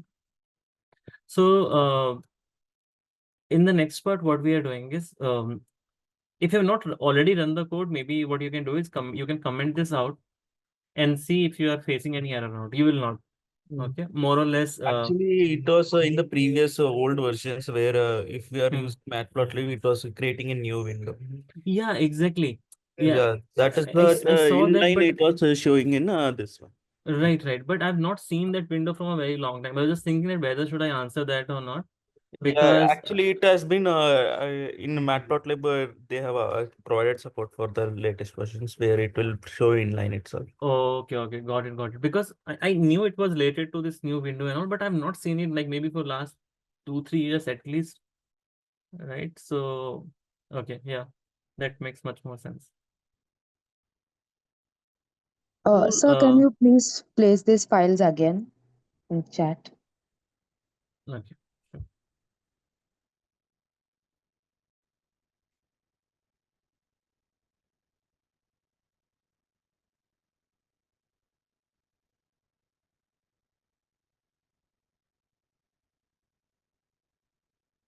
Okay, now we have age, we have gender, we have blood pressure, we have cholesterol, and whether then we have a target variable that whether someone will have a heart disease or not, right? So based on age, gender, blood pressure, and cholesterol, we are trying to see whether someone will have heart disease or not. What are the chances? Now, one thing that we want to check is what is the distribution of ones and zero, right? Whether it's comparable or not. Okay, although in case of decision tree, it does not matter much whether it is an imbalanced classification or not, right? But it is still, it's always good to check what is the distribution of zeros and one. Okay, so here it looks like it is more or less balanced. It will never be 50-50, right? So 60-40, 70-30 is also a balanced class. So here we have around, I believe, 120 ones and around 150 zeros. In the next part, what I'm doing is I'm keeping all the input variables in X and my output variable in Y. Like again, very standard thing you must have seen in linear regression also, logistic regression also, decision tree also, right? We first keep the input variables and target variables separately. The next part is always, separating train data and test data like this, right? 80% of my data, I can keep it as train, 20% I can keep it as test. So here, I've taken 70%. The reason of keeping it 70% training is because the data set was very small, only just 270 rows. Okay, so you can keep it 80% also, no problem. Right. So that thing is there. Then in the next part, as of now, I'm not optimizing for anything. All I'm doing is I just started with maximum depth equal to 5. What is max depth equal to 5? The multiple decision trees that you are creating. I'm saying that maximum depth of each tree can only be 5. It can go to 5 level at max. Okay. If you'll ask me why 5, why not 4, why not 3? The answer is this is a random value that I have just added for now.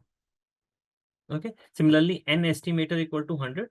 N estimator is nothing but how many models that you want to create. Do you want to create 10 models, 20 models, 5 models? I've said that I want to create 100 models. Okay. And I think this n jobs is nothing but whether we want to do parallel computation or not. If it is -1, that yes, I want to do the parallel computation. If it is 0, then I don't want to do the parallel computation. So by default, it will be -1 because we want to do the calculations parallelly. -1 means parallel computation or non? Yeah, it is parallel computation. 1 means default value is 1, right? So what is No, it? the default value is -1, right? Like what happens is that sometimes when you are using shared resources, okay, and I don't want my model to block all the resources, I can define, how many CPUs or how many memories I want to use. Okay, so here I can define that number, but in general, keep it as -1 because it makes much more sense when you understand how the whole infrastructure is created, how many cores it has, how much memory it has. By default, keep it -1, it will not be a problem. But let's say when you try to do something on something which is like a huge data set and a lot of people are using the same system, then in that case, you might want to check with the data engineering team that how many cores you can use by default. Okay, but again, does not matter. Believe me, it will not matter when we will be working on the job. Okay, especially given that with the kind of resources that we have these days, earlier it used to matter a lot. These days doesn't matter at all. Okay, but I hope you guys got the point, like why we are defining n jobs equal to -1.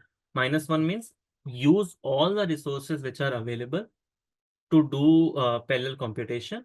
If I'm not defining it as -1, I can give it number like 1, 2, 5, 6, 10, depending upon how many cores I can use. How many cores I can use will depend upon how many cores which are there in the infra by default, right? And how many of those will be needed by other people. So all of these details should be there. And in that case, you can check with the data engineering team and ask them that, okay, I will be running my machine learning model, let's say tonight. It has these many billions of rows. It might take, let's say, 5 hours to run, right? Should I run it as it is, or will you be assigning some codes to me? Okay, but believe me, that kind of a conversation in general you need not to do because these days the computation is very fast. Okay, so n jobs equal to -1 is that max depth equal to 5 is for each tree what should be the maximum depth. N estimator is nothing but how many decision trees I want to create. So here I have said 100. With just these random values as of now, I'm gonna go ahead and I'm gonna say that What is uh, random state? And random state is because when we do any modeling technique, right? Let's say, for example, here I also have random state equal to 100. Why? Because I will be randomly dividing the data into test and train, right? I want that whatever the test and train split that I am getting, you in your laptop should also get the same test and train split, right? That's why if you will put both 100, like if I will put 100 number, you will also put 100, then we'll both get the same test and train split. If I will keep it, let's say 37, any value you can keep, it does not matter. If you will also keep it 37, we will get the same test and train split.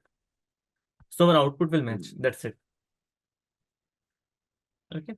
Here also I am doing random state equal to 100. The reason being is that even in random forest, right, there is a random sampling which is happening. What is that sampling called? Bootstrap. Bootstrap sampling, right? There will be 100 different samples which will be taken, right? So I want to keep, the 100 samples which will happen. I want those 100 samples to be exactly same between you and me. That's why a random state of equal to 100. You can keep it any random number. You can keep it 89. You can keep it 98, 132, 137. Does not matter. This number is random. Okay. But as long as your number and my number is same, we will both get the same output. Okay. Till this date, we were only using random state for train test split because that was the only place where the sampling was happening. Today, when we are doing ensemble modeling, multiple models are getting created. So so one random sampling is happening here, another random sampling is happening here. So that's why two random states, right? These two numbers need not to be same. You can keep it 100, you can keep it 39. You can keep it 67, you can keep it 58, does not matter. All that matters is that these two numbers should be same for you and me. That's it. And what is n estimators? An estimate is number of decision trees or number of models that we will be creating. Cool. Okay. Right? Like we had these different models, no? Here. Like 1, 2, 3, 4, 5, right? These models that we created. Instead of 5, we want to create 15 model, 20 model. Similarly, here, I'm creating 100 models.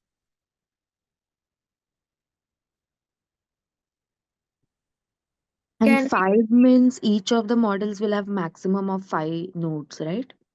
5 depth, not nodes. Okay, depth. We had level 0, 1, 2, 3, 4, remember? Like, where it is. What is the depth of this tree? 2. 2, right? We start with 0, then 1, then 2. So Okay. the level of this tree is 2. So maximum depth is 2. Like here the depth is 2. I'm saying that the maximum depth that I want to keep in general is 5. Okay. Puneet, in this step where n estimators is 100, here only Mhm. we are creating the models, right? The different models. Yes, yes, right. Then the above step of splitting in test and train, Mhm. random forest, we discussed that that is not required, right? So what we are doing is that one thing is just, I agree with you, it is not required. And so, okay, let me discuss that part separately. There are two ways in which you can measure the error of random forest. Okay, so someone asked that earlier that if I will not be doing a test train split, how I will be calculating the error, right? The accuracy of the model. So one way is that I have only one data set. From this data set, I will be taking multiple samples, let's say sample 1, Sarah, sample 2, sample 3, and let's say so on. Multiple samples I will be taking.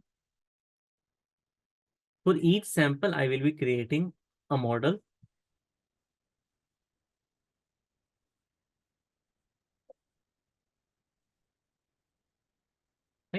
So when I have taken sample 1, then I have taken some set of rows, whatever the remaining set of rows which are remaining, right? Those rows are called out of bag rows. What we do is that we will be creating on the model on the rows that I have selected, and then we will be testing that model on the rows which are not selected. Those are called out of bag rows. Okay, that will give me 1 accuracy, right? Accuracy, let's say 1. Similarly, for model 2 also, I will have out of bag rows, right? Yeah. So that will be giving me accuracy 2, and so on. One way is that we take an average of all of these accuracies. Accuracy 1, accuracy n, and that is my model accuracy.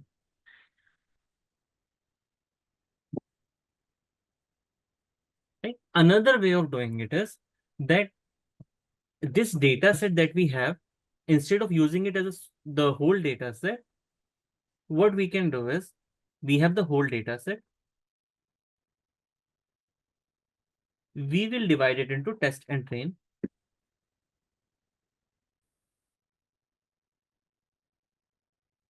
And then the training data set, we will be dividing into multiple parts. Okay.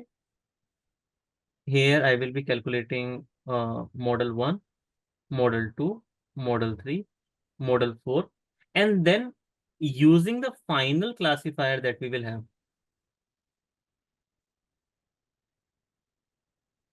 We will be testing it on the test data set. And that will give me 1 accuracy. Right? That's it. That is another way of calculating accuracy for ensemble models.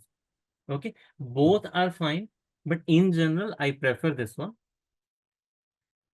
I prefer this one. The reason being is that it's always better to check your data set, how it will perform on the unseen data, right? Because in the real life, when you will be using the model, it will be used on the unseen data set. Few people believe that this is a better way of calculating accuracy. Few people believe this is a better way of calculating the accuracy. Both are fine, but I believe that this is a little better way. Reason being, it tells me how the model is going to perform in the real life. Clear? Yeah, sure. Thank you. Okay. So this one will be called So out of bag accuracy. what is that out of bag rows? I mean, we have removed that rows from the model and testing the accuracy. No, let's say for example, here, right? How many rows I had? I had 7 rows. I have selected only 4 rows on which the model 1 is getting created. So model 1 will get created on these 4 rows, and whatever the remaining rows are, which is nothing but 1, 3, 5, right? On these 3 rows, I will be checking the accuracy of model 1. Whatever will be the accuracy of model 1 on those 3 rows, that will be called as accuracy 1, right? Similarly for model 2, similarly for model 3, similarly for model n. And then I will take an average of those accuracies. Okay. But what is that out of bag rows called as? Or out of bag rows are these rows which were not selected. Let's say for model 1, which rows are not selected? 1, 3, Okay, and 5, right? Yeah. So 1, 3, and 5 will be called out of bag rows for model 1. For model 2, out of bag rows will be 1 and 1, 2, and 6. Indirectly, it is testing data only, right? Yes, exactly. Yes. Okay.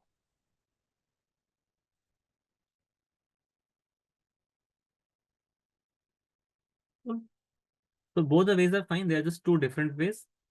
Anything is fine. Can you So, explain the second method once again in the PPT? yeah, This just 1 one. minute. Yeah. Here it is. Yeah, here, right? Here it is This nothing. one, It is same as it's just that we are doing test and train. On training data itself, we are again taking multiple samples. So instead of taking multiple samples from the main data, we are taking the multiple samples from the training data, Okay, okay. right? So we created the final model, and then that model I'm testing on the test data set, on the unseen data set.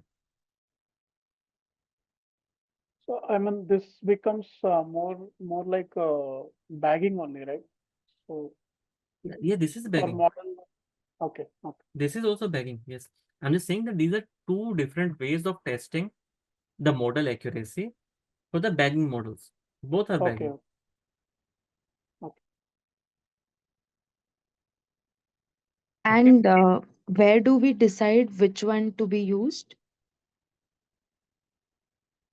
We can use any of it, to be frank, right? And someone might ask you both of it as well, right? Someone might ask you, okay, what was the out of bag accuracy and what is the accuracy in the test data set, right? So depending upon who is interested in what, if I was the person to whom you are presenting the model, I will be more interested in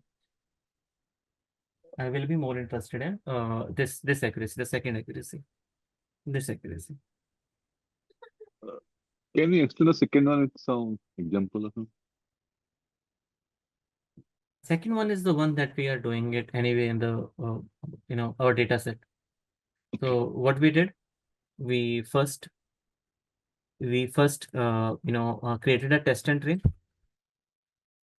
right, which is nothing but this test and train, right? Then on train we are creating multiple models. So on training data set, here we are creating multiple models. How many models we are creating? 100. Okay, using those 100 models, my final classifier is ready now. Okay, and then this classifier I will be using on the test data set.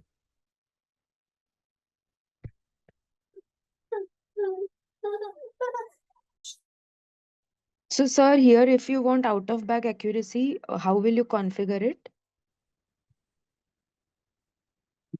Configuration wise, it will be exactly the same, right? There will be a Hmm. separate function for it that we can check.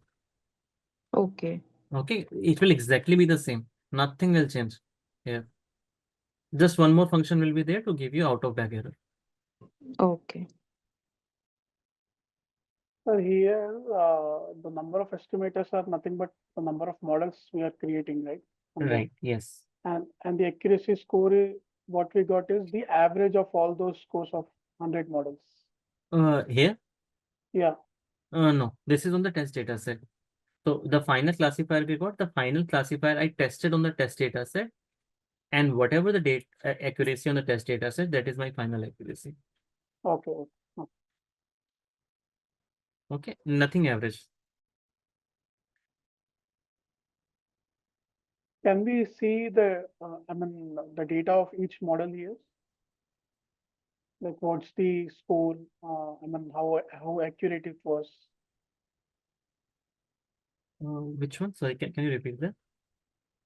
In the cell number 13, we have given n underscore estimators as 100, right? Right, yes. So how each model has performed, like, No, will no, we be able to see the that we data? cannot calculate. Okay. Okay, so it gets done and dusted in the process itself. Okay, so in background it will get created. In the background it will get dusted as well.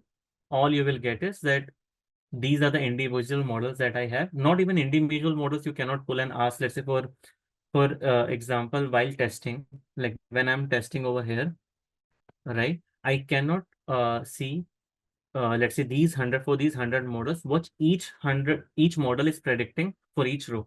I cannot see that. Okay. Yeah. Okay.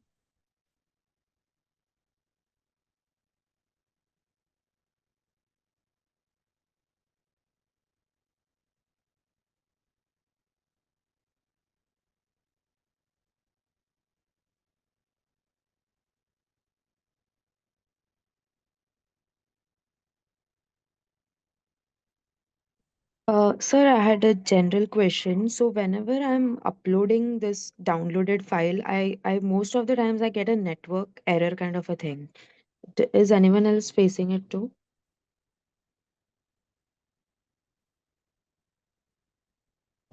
Anyone else facing it? No. No? You are using Colab only? Yeah. Even now, like I tried to upload this file, it is just not getting uploaded. It shows some network error kind of a thing. Can you just reload it and then do it? Maybe the Yeah. session has expired. Yeah.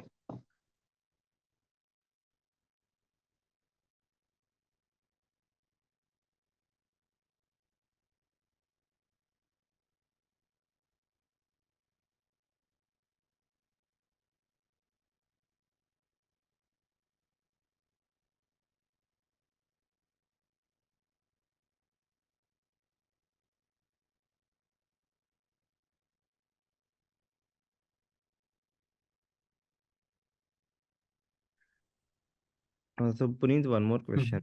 Uh, Mhm. in the out of bag approach, we are calculating accuracy for everyone and then taking an average, right?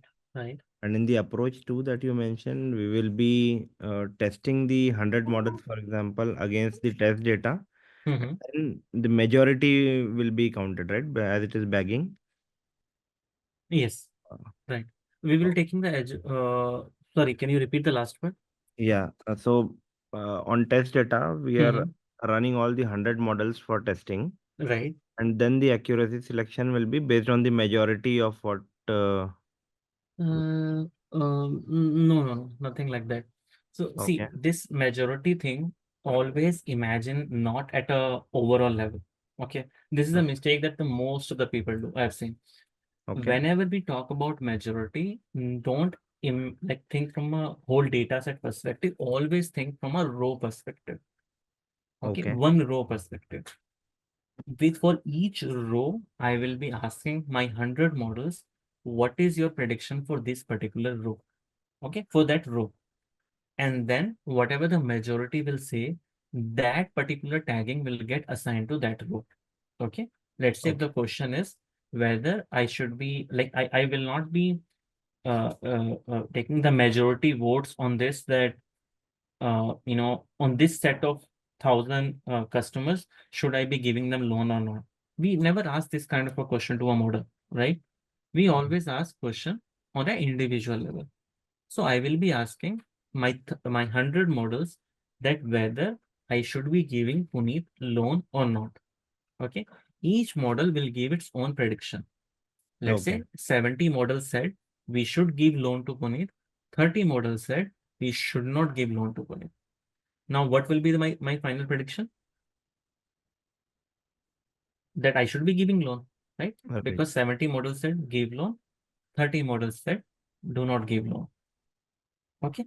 Now, if I run away with the money, right, then whether your prediction was right or wrong? Wrong. Wrong. Wrong, right? You predicted that you should give me loan, but ideally you should not have given me loan. So your prediction was wrong. Okay.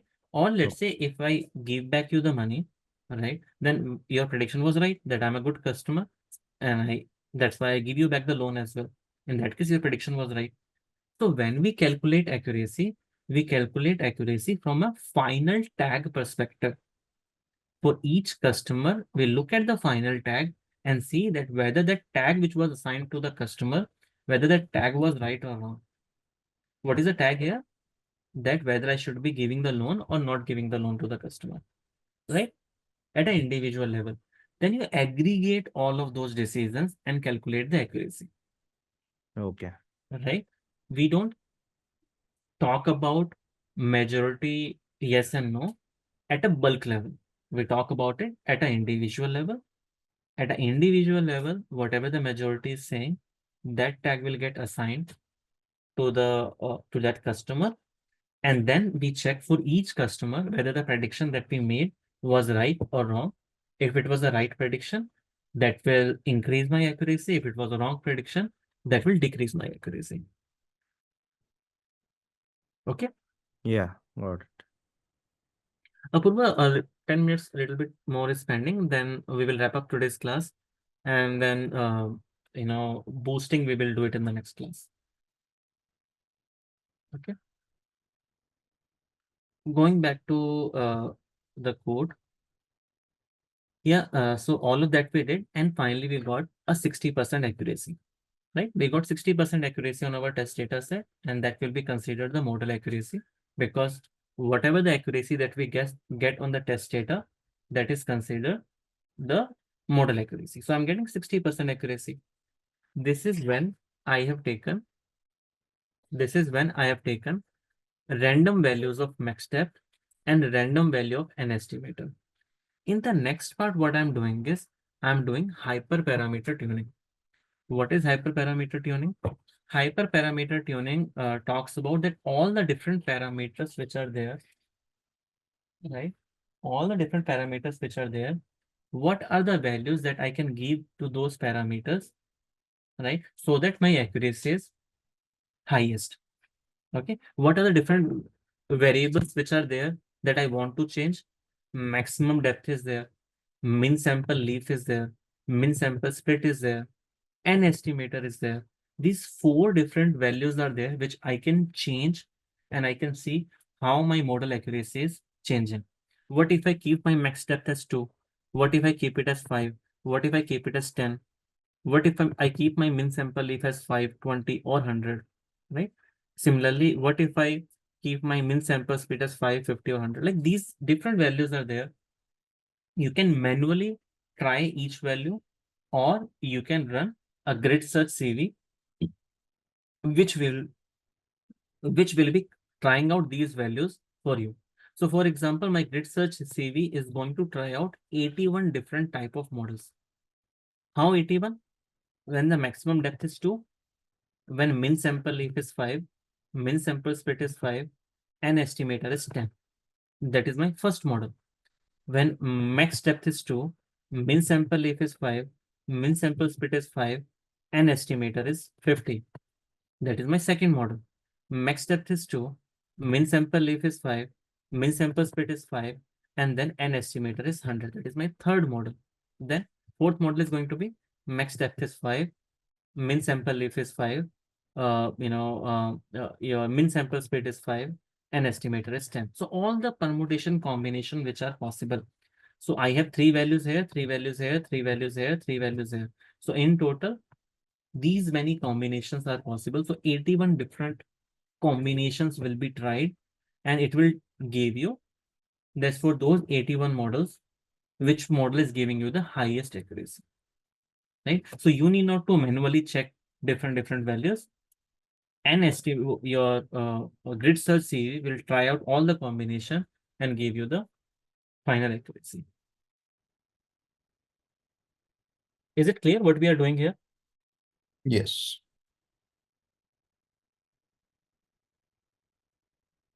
Okay.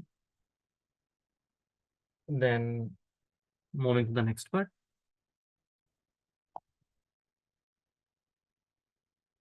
Okay, so in grid search CV, what we provide is, we provide what is the estimator. Estimator is nothing but the model that you want to tune. So I want to tune this model, parameter grid. It means that what are the different values that you want to try out, right? These parameters are nothing but I am feeding from here. Okay, n job equal to -1 again is nothing but whether I want to do parallel computation or not. The answer is yes. I want to do parallel computation. Verbose equal to 1 means that when whatever it is doing, do you want to see that happening or not? And scoring equal to accuracy means give me that model where the accuracy is the highest. Okay, so I want to select the best model. Sorry, my bad. Yeah. Yeah, Puneet, the params which you have selected, it is something that we have to come up with our own, or how it is just No. So these are the values that are selected based on the number of rows, the number of columns that we have. In general, how we do it is, let's say if the maximum depth came out to be 10, right? If the maximum depth come out to be 10 as a good number, okay, then what I will do is I will try out a few more values which are around 10, right? Similarly, let's say for example, min sample leaf came out to be 20. So I will try a few more values which are around 20. But here it is a very huge difference on it. Right, 100. right.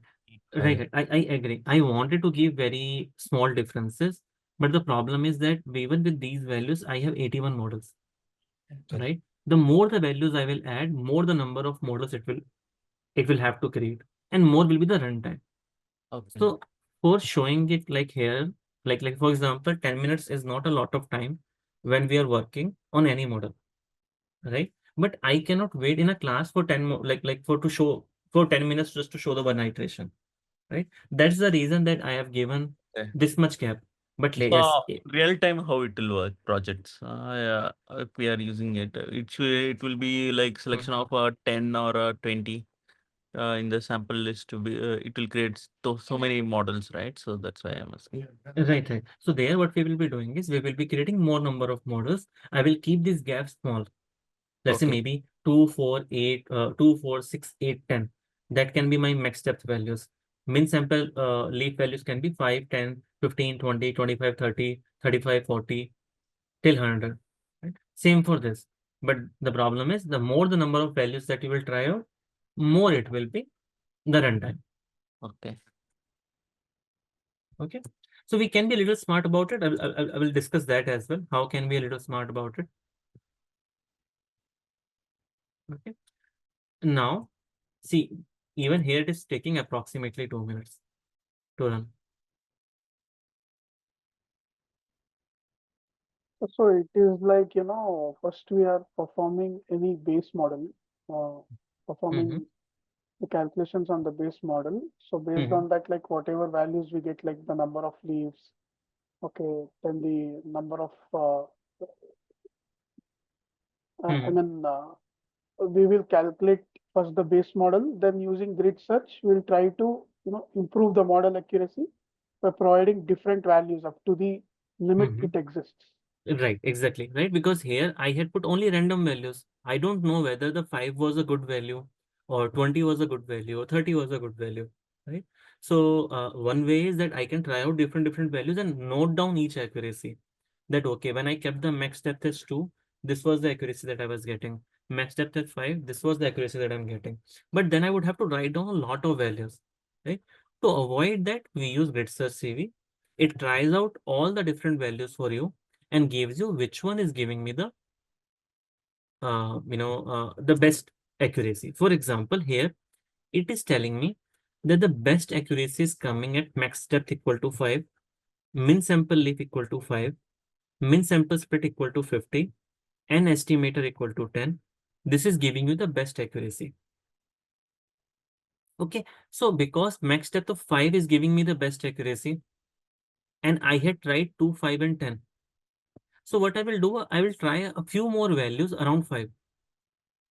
Around 5, I will try a few more values to see whether like 4 is better or 6 is better. So I'm trying these values. Similarly, for min sample leaf, again, 5 was the best value. So I'm trying a few more values around 5.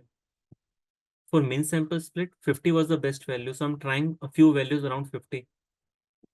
For n estimated, 10 was the best value. So I'm trying a few values around 10. Okay. So instead of trying out all the values at once, I'm trying to be a little smart about it and see that around where I'm getting the best value. Clear what we are trying to do or not clear? Yeah, it's clear now. Okay. So So I what is could verbose? verbose is that how much when you are running this, for example, let me keep verbose as 0. Let me show you. Oh, I forgot. Maybe can I stop it from here? Yes. Let's make it verbose 0.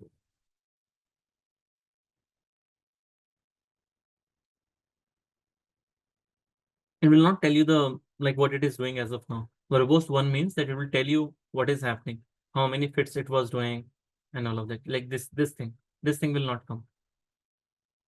Okay. Yeah, that's the only difference. Right. So when it is running like this, I feel like I don't know what is happening.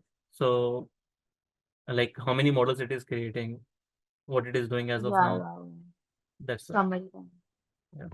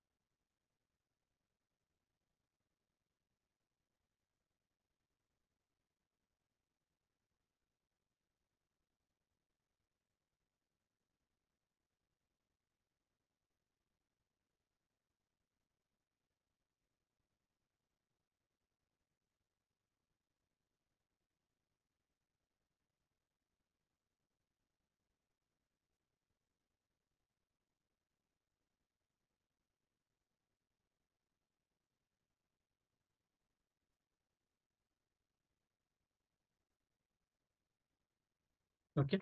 Now, I will check where I'm getting the best accuracy.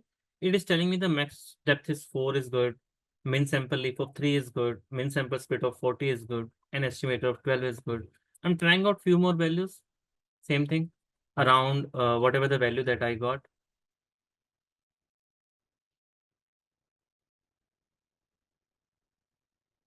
Right.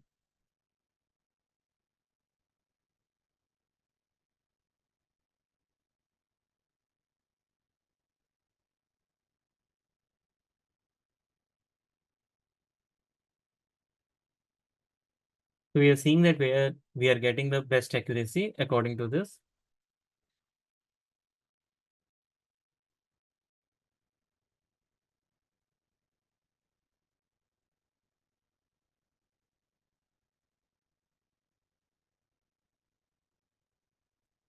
So what does that mean? Fitting 5 folds for each of 500 candidates totaling around Right, right. 500 folds. So what it does is that the same iteration it runs 5 times.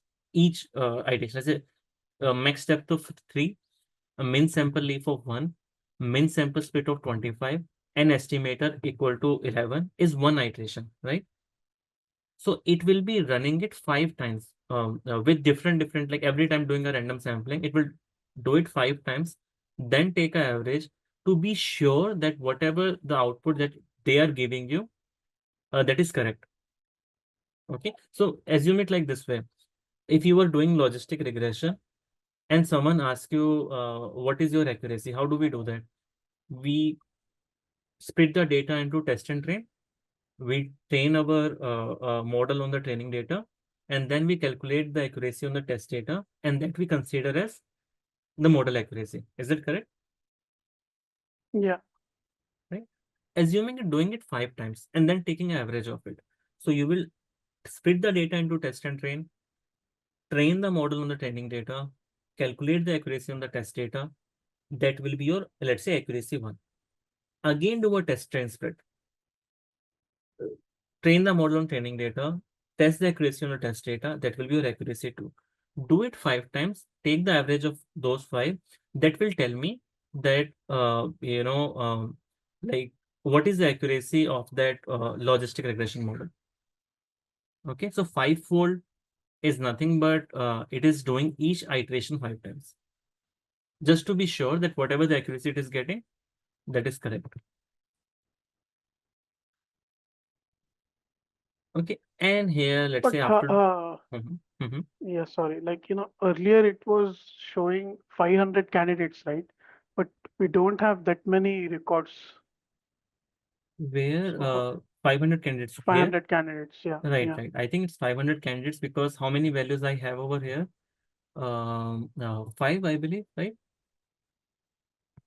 In the first one, I have 5 values. In the second one, I have 4 values, right? 4 different values are here. Yeah. And in the next one, how many 5 values again? In the next one, again, 5 values, right? Okay. So like it's 5 into 4, that is 20, 20 into 5, that is 100, 100 into 5, that is 500.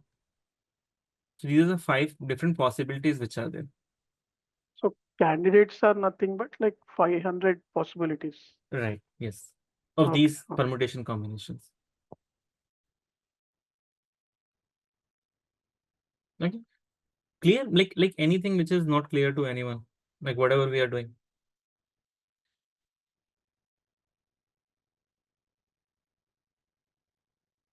Cool, right? So if after doing all of this, eventually we are being able to get 60.5% accuracy, which is not much, right?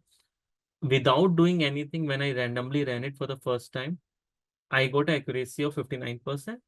And after doing this much of iteration, this and that, our accuracy increased to 60.5%. Okay. What is it is telling me? It is telling me that using this data and using this machine learning technique, with all the permutation combination which are possible, the maximum accuracy that I can get is 60.5%, which I believe is not a lot. Okay, so how can I improve this accuracy further?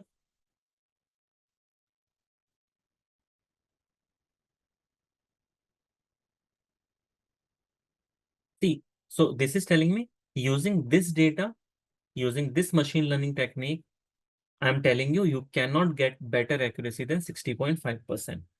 Now, if I want to improve the accuracy any further, there are only two ways. Either change the data set. By change the data set, I mean maybe bring more relevant variables, right? Here, the variables that we have taken, that is the age, the gender, BP, and cholesterol, is not enough to accurately predict whether someone will get a heart disease or not. Maybe I need some other variables as well, right? Maybe weight can be another variable, BMI can be another variable. Okay. So maybe you need to add more relevant variable. That is one thing. Or the second thing is maybe you need to change the machine learning technique itself.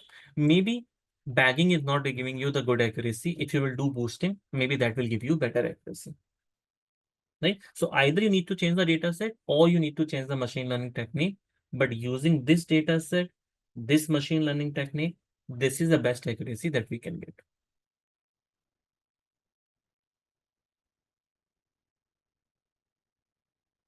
Clear?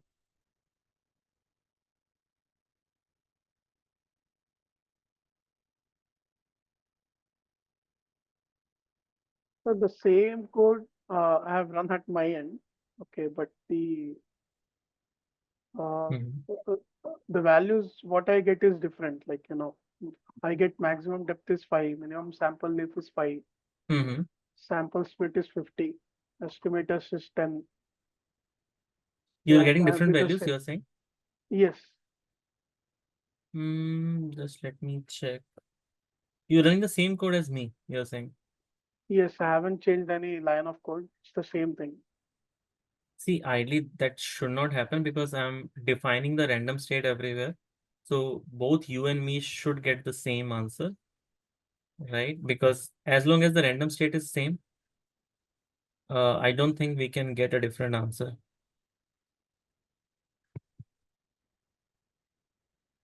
We don't have full code in the file, okay? I'm getting the same answer. You're getting the same answer, right? Yeah.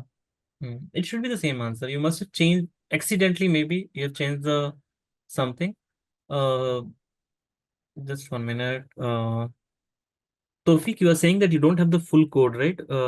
After 21st line. Okay, what I will do is the one that I have is I can share this code with you. I might have made the changes, in the last class that I took. Okay, so I'm sharing the same code that I have.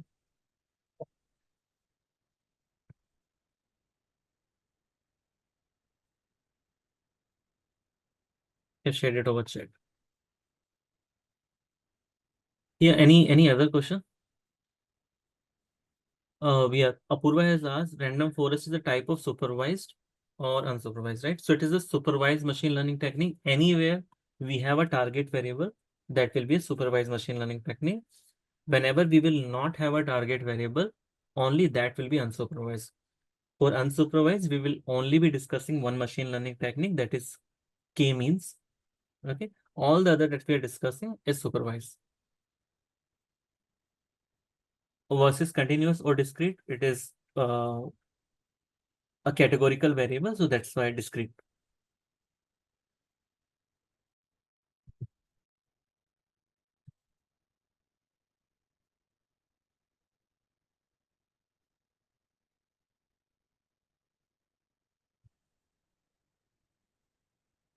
And Puneet, this grid search CV means defining those parameters inside it, Grid like search. like Mhm. params and estimators, jobs. Mhm. Does that mean grid search CV? Which Cell one? number 31. Cell number 31, you have used grid search CV, right? Right. Yes, this one, right? You're The saying, right? function grid search, yeah. Yes, right. So here, this is a function, right, which is taking different inputs. Estimator is nothing but your a model name, because grid search CV is not only specifically can be used for random forest. It can be used for boosting as well. It can be used for other things. Wherever you have different parameters, like for example, in decision tree also we had these three parameters, right? Max Yeah, depth, min sample length, and min sample split. yes. Right. So there also you can use grid search CV. So all I have to do is in estimator, I need to provide the model name. In Oh, parameter grid, I need to kind of make this kind of a grid. I will just remove an estimator when it will come for your decision tree. Okay, because there we have only one model. The yeah. rest of the things will remain the same.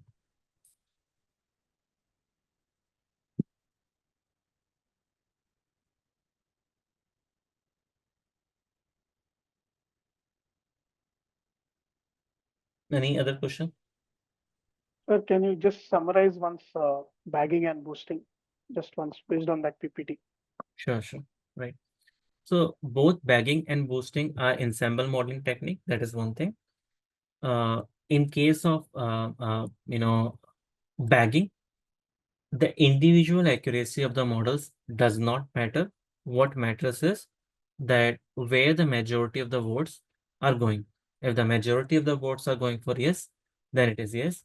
If majority of the votes are going for no, it is no. Okay. So it's like a pure democracy. Okay. Mm, Also, one more thing that we need to remember about bagging is all models are created parallelly.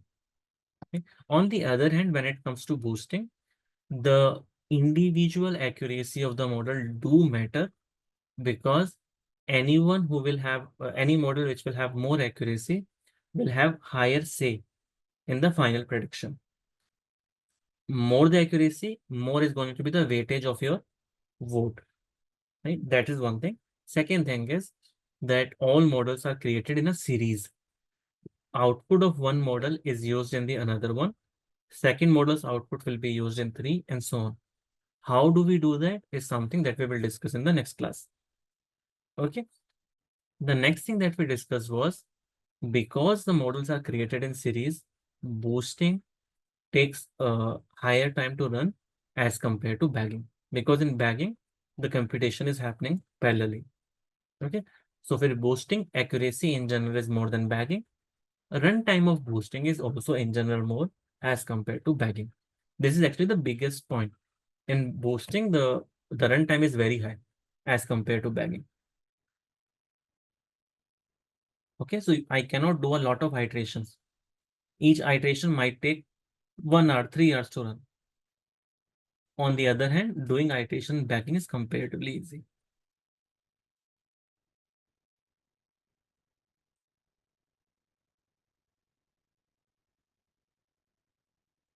Okay, cool. So that's all for today.